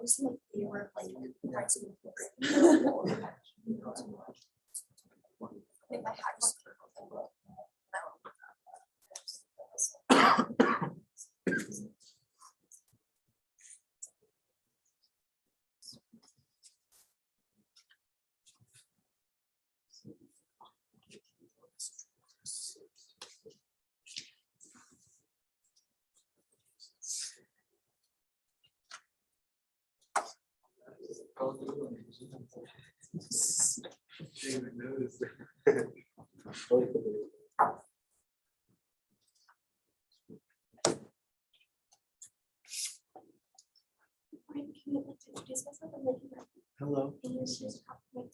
Thank you so much. All right, hello. I have already introduced myself to you guys. I'm Lincoln Yarbrough for anyone else, and I will be proposing a new high school. So I'd like to ask you all to take a moment and think about your worst high school experience. And just keep that in the back of your mind. So our problem is those worst experiences. My solution to that is a new high school, one that focuses on mental health, one that focuses on preparing you for adult life. You can learn taxes, those kinds of things here. Sorry.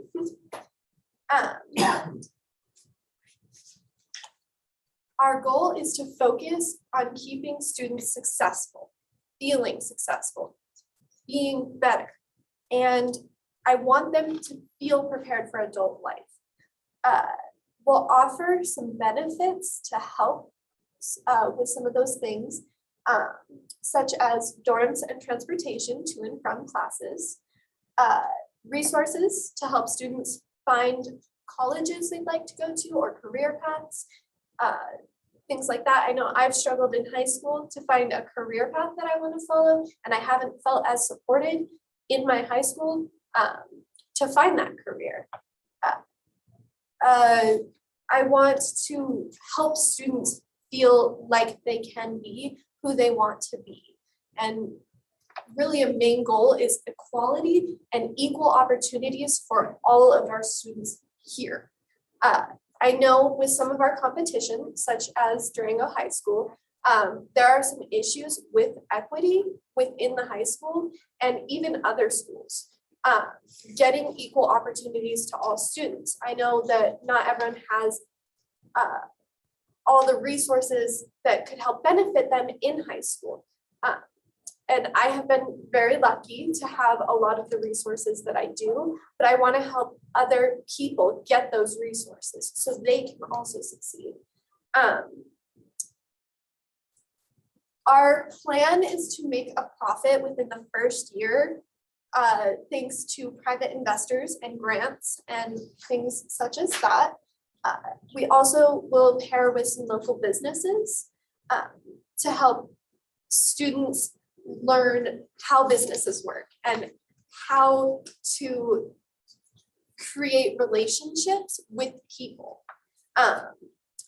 And here are some of the revenue, expense, and then our overall profit throughout the year. And all of our overall profit will be going back to the students. It will be used to help with the high school experiences that are the best. Like if you take a moment to think of the best experience you had in high school, or prom, or some of those football games, that will all go back towards those experiences so that students can still feel like they are in high school, but get the best opportunities.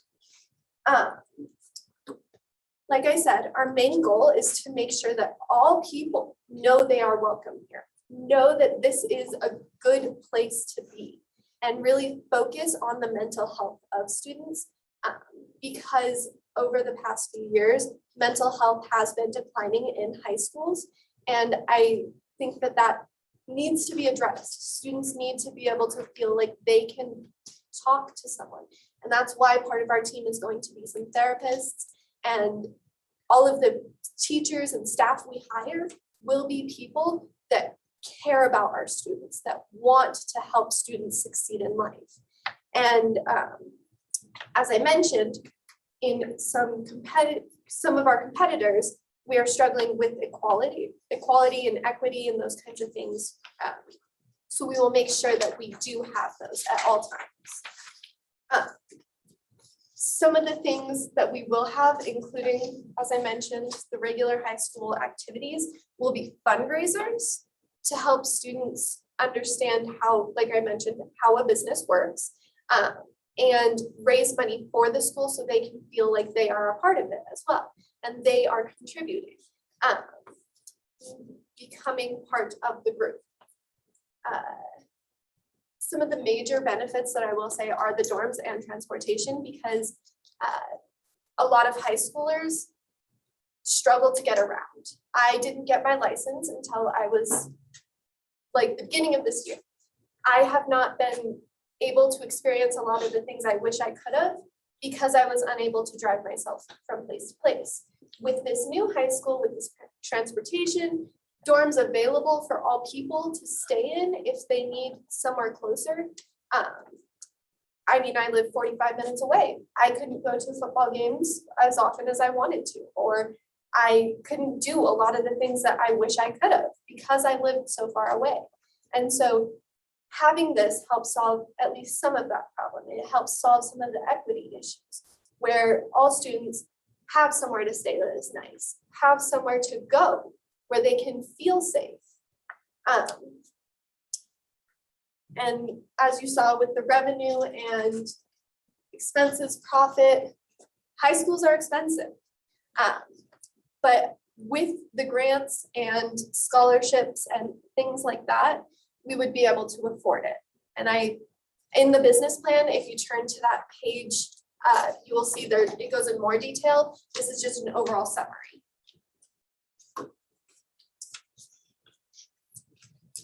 I'd like you all to take a moment to think of your best high school experience and just keep that in your mind as well, because that is our main goal, to keep all of high school feeling like those best moments where you got excited, you're happy to be there.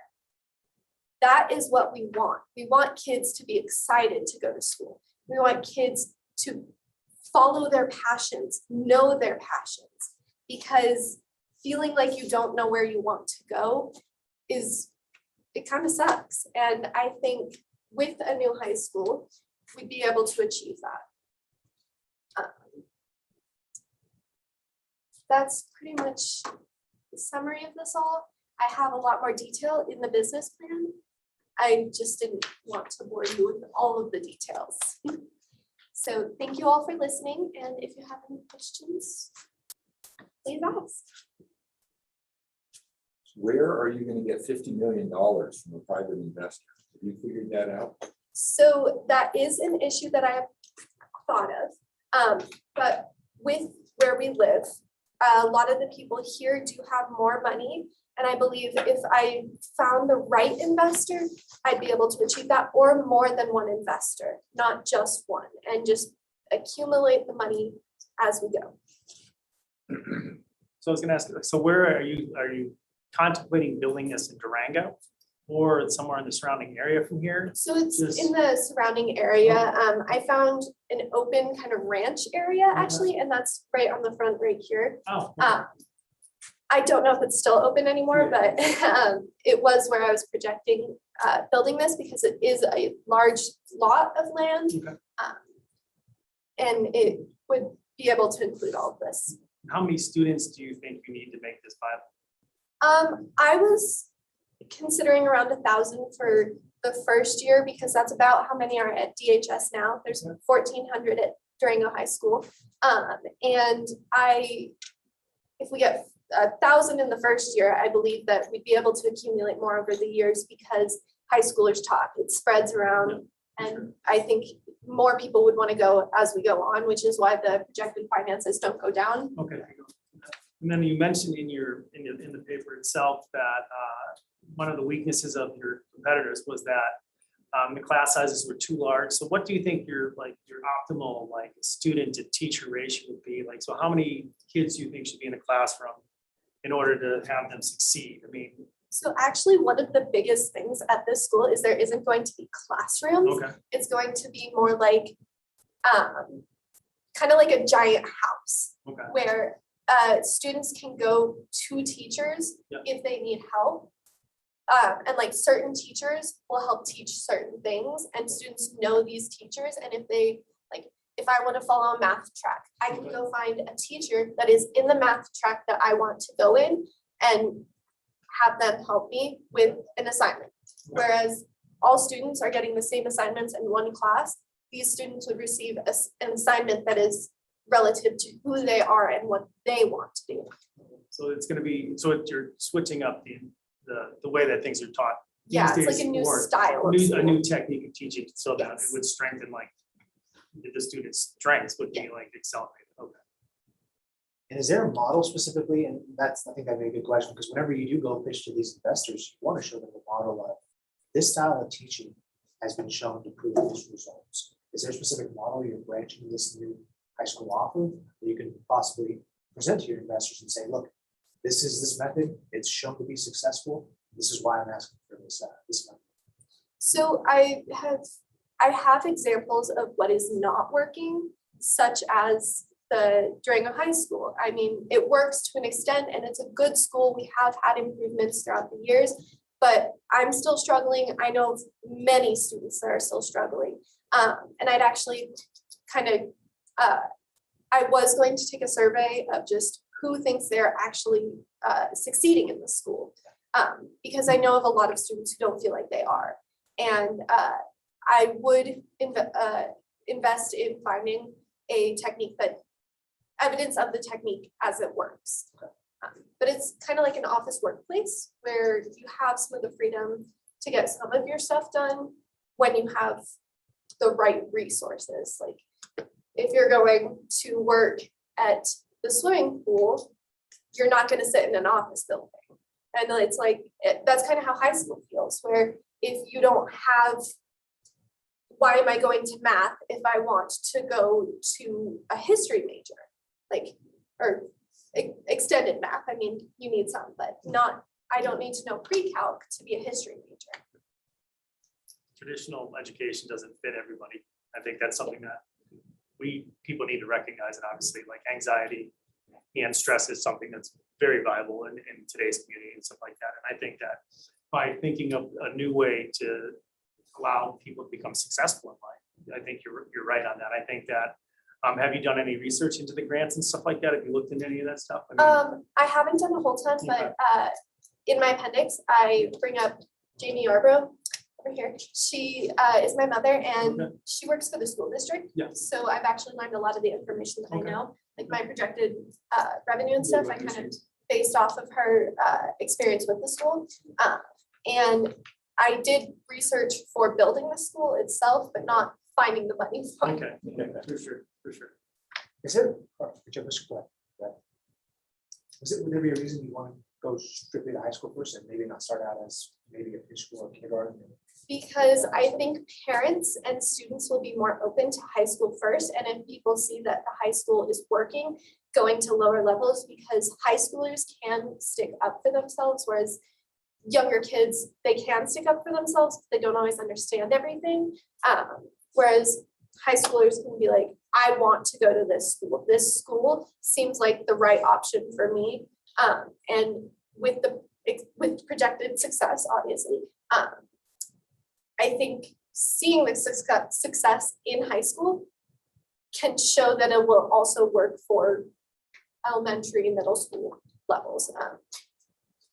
like in preschool, you see that it's working where they have open environment, kids kind of learn as they go. And I think that that's something that should be considered with high school. I mean, right now it's 7-day periods or 7 period days, and you go to the same class every day and learn the same stuff pretty much. And I think being able to have a little more freedom with what you're doing is the right solution. I love the fact that you've discovered a need. You know, you've really found something that probably is needed. I'm a little concerned about the finance side of it. But also state, local regulations and stuff, that's not a tiny hurdle. You know, there's some competition between, because if you start a school, I don't know that you accounted for this, I think you can get state money that the high school would otherwise get. And you know. Yeah, I kind of included that in some of my, I don't know if I included it on here, but I have it included in some of the revenue on the actual business plan itself. With grants, that would be like government grants. Is Durango a school of choice area? I mean, that's the thing, like, I know like where my sister's kids go to school, like it's called school of choice. And like, if a student doesn't feel like comfortable with more, maybe a traditional like high school experience, they have the ability to go to different schools. And if that student moves, that money follows the student. It doesn't necessarily follow the school. I'm not sure if Durango's like that, but I mean, so is it? I think so. Okay.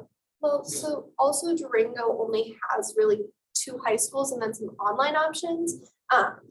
But the 2 options are Durango High School and then Animas, and I haven't heard great things of either of them, and I'm in one. So I think a new high school would help students feel like they have an option, because Animas has some more open options than DHS does, where it's more focused on like getting students out into the world. And that's, I kind of base this off of that some, but more extreme, I'd say, where it focuses especially on students, not like not math, not science, not history, those kinds of things. It focuses on the students' needs and wants. So are the Durango High School and Animas High School, are they structured the same kind of like you're saying the classroom where you have the 7 periods and stuff like that? I think they're structured pretty similar. They have some differences, but this is definitely like on the complete opposite end. No, for sure. I mean, I think that, you know, in like a normal business situation now, like it's kind of like switching from like everybody was in cubicles to like Google has a new method where like Google has a different office. And I feel like you're kind of trying to take the high school experience and turn it into kind of what Google kind of did, where you put people in spaces where they succeed on their own, and they have like these nooks and crannies you can hang out on and stuff like that. So it's like, I do agree that like, you know, a traditional education is not for everybody, you know. And there'd obviously be the options of traditional education for anyone who wants to go through traditional education, but this is also another way of looking at it for students that aren't succeeding in those environments. Yeah, exactly. Any other questions? No, one, I thought he was gonna ask it. What is the Gray Hope High School? Why did you come up with Gray Hope? So my middle name is actually Gray, so I kind of based it off of that. And then the hope is like a new hope, like a new, I mean, I wish I had the hope to go to a new school like this. I mean, my style feels cramped at the high school at the moment. And so I wish I had the hope to go to another high school like this, but I'm hoping to give it to other students. For sure. Could there ever be options, like similar options as, I'm just comparing it to a model as like the San Juan College High School, to where, you know, these students are living under the structure, but possibly there's some sort of a partnership with Fort Lewis to where maybe they can start going into areas that they like. And possibly start taking some college credits towards that. Yeah, Or so maybe like there's some sort of at Durango High School, there's the honors or AP classes that you can take, or FLC classes, Pueblo Community College classes. And next year I'm a junior. So next year I'm taking basically all Fort Lewis classes, which is a benefit at Durango High School. That's why I'm going there. But as mentioned, it doesn't really focus on mental health as well. And it doesn't focus on the other key parts that I think are really important in a student's education and students' mental health. And so I want to incorporate some of the benefits of Durango High School, such as those AP honors, FLC, PCC classes, and incorporate those into this as well and make partnerships like that. If you offered free dorms, you know, that comes with a lot of baggage, like food Yes. preparation.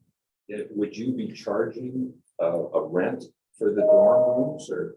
So actually in my business plan, it's charging students about $130 a month to stay at the school, Right. but there's programs in place to help students get jobs where it's not parents paying for this, it's not any of that, it's students paying, and I have a job, I'm being paid minimum wage. I make about 300 every check and I work 2 days a week. And so I kind of split that where they still have money for themselves, but are also contributing to the school and feel like they are doing something important. And like, this is their choice that they're making, and not their parents' choice. They are doing this for themselves. And if students weren't able to get a job or something like that, there are scholarships in place. Like I have some of the profit I would use towards that. And then I also kind of projected it into the expenses, incorporating some students that won't be able to pay that. So I tried to balance it as best as I could. I just want to make a comment about the inclusion of life skills in your core curriculum, you know, letting people learn at their own pace and kind of go to where that interests them the most. You're going to maximize their learning. That's for sure. I agree with that kind of model, but then I also like how you're going to incorporate mental health awareness. You're going to incorporate, you know, entrepreneurial awareness, taxes, like, you know, all of those things that are real life skills that apply after you graduate. I think that's really important that a lot of schools don't focus on, because I think a lot of educational institutions are just training workers. They're not really training entrepreneurs or people looking to be self-sufficient. They're just training workers. So I like that you're incorporating some life skills into your curriculum. And I also forgot to mention, Durango High School does have a program called Elevation that is built a little different. And that's for students who are struggling in classes. And it's to help them like get credit back. But the way it is structured is actually similar to how I want to structure this in a way. And I've discussed with some of the teachers how they structure things and what they are doing. And it's more involved in things, whereas in some of the classes I'm taking, I'm getting a worksheet, have to finish it, and that's how I'm learning. Whereas in those classes, they had someone come in and show them how to test water for pH levels and things like that. And I think that one of the reasons I started this is because of that. I saw that this was helping some students, like the students that wanted to be there, it was helping. They were getting credit. They were doing the things they wanted. And I think that being able to do that would help students overall. And I think it would actually help mental health a lot. And like I said, the levels are declining a lot. And I think if we focused more on it, people would be able to handle it better. Whereas I've noticed in certain experiences, it builds up to be too much and then explodes. And that's, in a workplace, that's not really professional. So helping students identify how to handle that properly, I think would help in the long run. Just a fun question. You mentioned having fundraisers as part of your source of revenue. What did you have in mind there that would contribute, you know, a considerable amount of revenue for you? So I love baking. It is my favorite thing to do. I do it when I get stressed. And I think if students were able to bake, at Durango High School, there's a culinary teacher. And when we cooked, I really enjoyed that. And they just started selling some of that food up at the deli that we have. And I think doing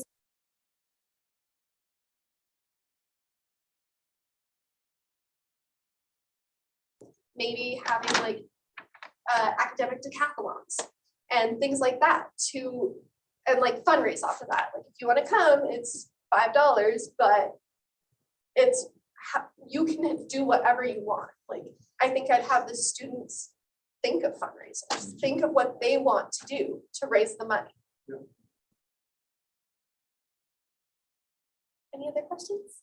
I would add too, just for the simple fact of, since it's gonna be a lot of private funding coming back into, that even if you do get to that point where it's established and kids are, you know, they're in the foundation, you have your students, but also keeping those students and having them, put them back into the community to where there's some sort of giving back. So that you're giving back to that community, so that people are actually seeing that across the community, so people are more active. Anything else? Great, thank you guys so much.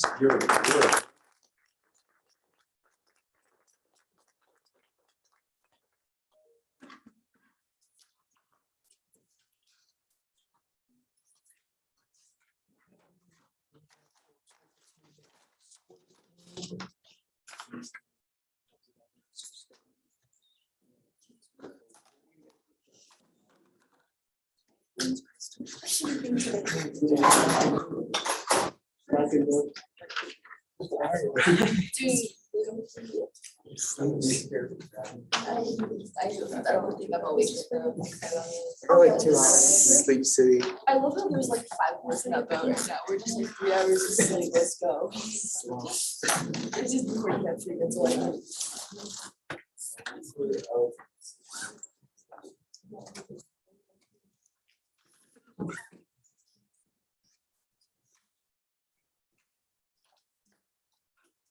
I think you should be able just to X out of all of them now. I don't know. You're playing around. Trying to stay awake at this point. It's come to this. That was our last one, so when talk about this comes in address, I'll step in and shut the screen down. Yeah. And I think all we really need to do is, we'll log out of there, bring down the signs. Anything really, yeah. And then EVH we go. EVH. You're driving over there, I'm not walking. I'm thinking about saving it and make me like a little. We'll carpool over there. I need.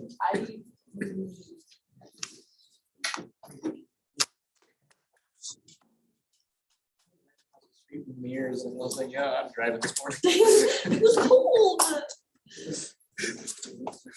I wore a jacket. She says like, oh my gosh, did your back? My bag's so good to go. This isn't real wood. It ain't good plastic.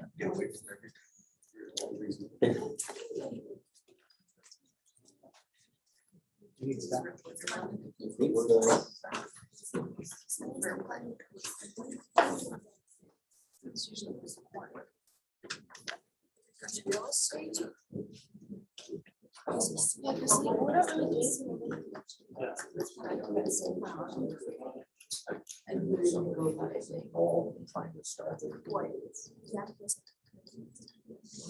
Yeah. Essentially. Drive back in. From where? Yeah. Because I got all that. That's a big deal. Yeah. Last Thursday. I think I got the number or something. Oh, no, there's a legit like. Yeah, I was there. Like the entire athletics department has this. It's like, well, no, I'm good now. I'm not gonna miss anything. Our grade. I know, I was like, y'all. But I've also known that I would have a teach. Can't go like.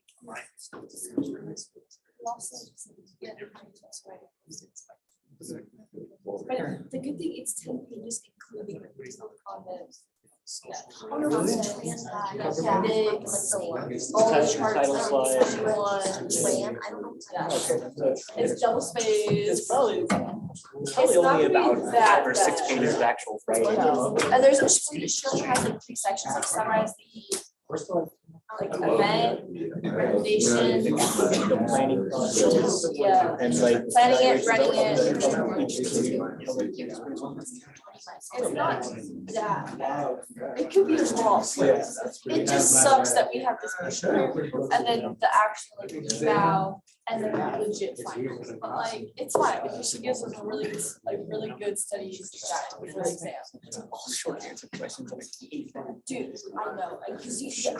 Just identify it. Exactly. The only reason I like even passed the midterm is the fact that half of it was multiple choice. I just banked on her, the study guide is being. Yeah, there's just a couple things I was like, I know what that is, but I just can't, I don't know.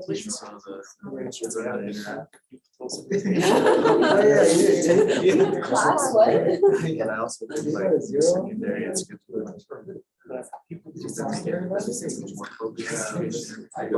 Save my money. You know? Bro, what?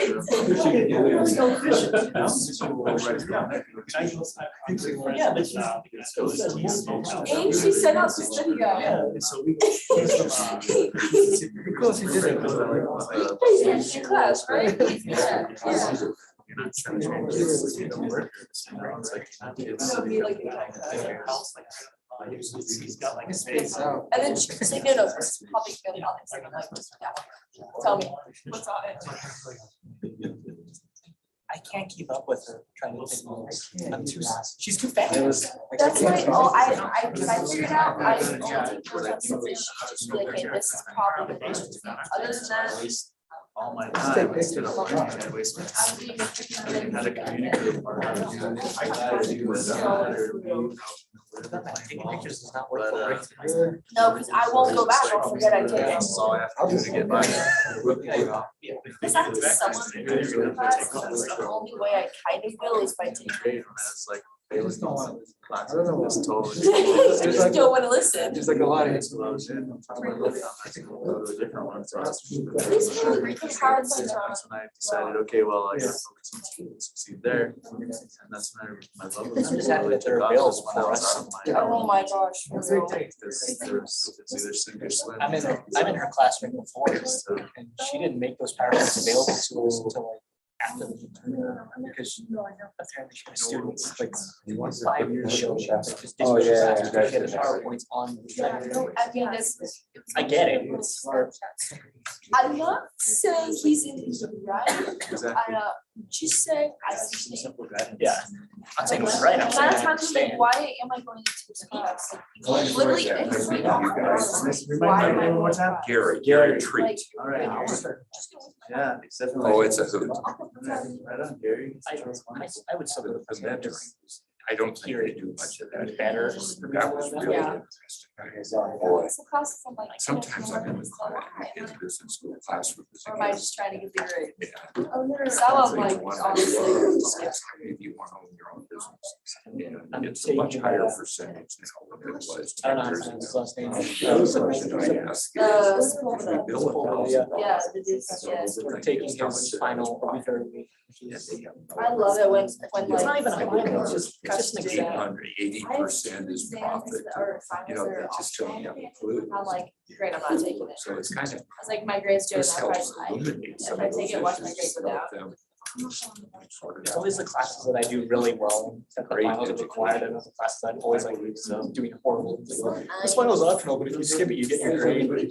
It's gonna be your grade. But I have to take it. Oh, we don't. I think we're.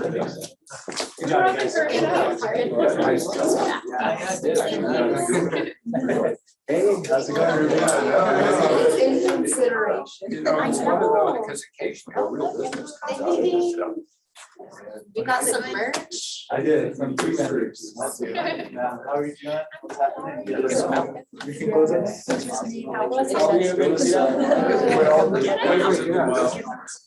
Actually, no, go ahead. You take it. Finish up from the other spot. Okay. On lunch, I say, we can just start. Are you done? Because Yeah. the judges are on lunch, so. Well, then should we come? That's gonna come in and we went to EBH. Yeah. Okay, yeah. He break was down. supposed to. Let's get her done. I'm gonna show you the things that come to, but they. I have a brush. If we get there, that's too long. She's waiting for his grand entrance. I come back on Monday. Yes. I know, our finance were solid. So we're. Yeah.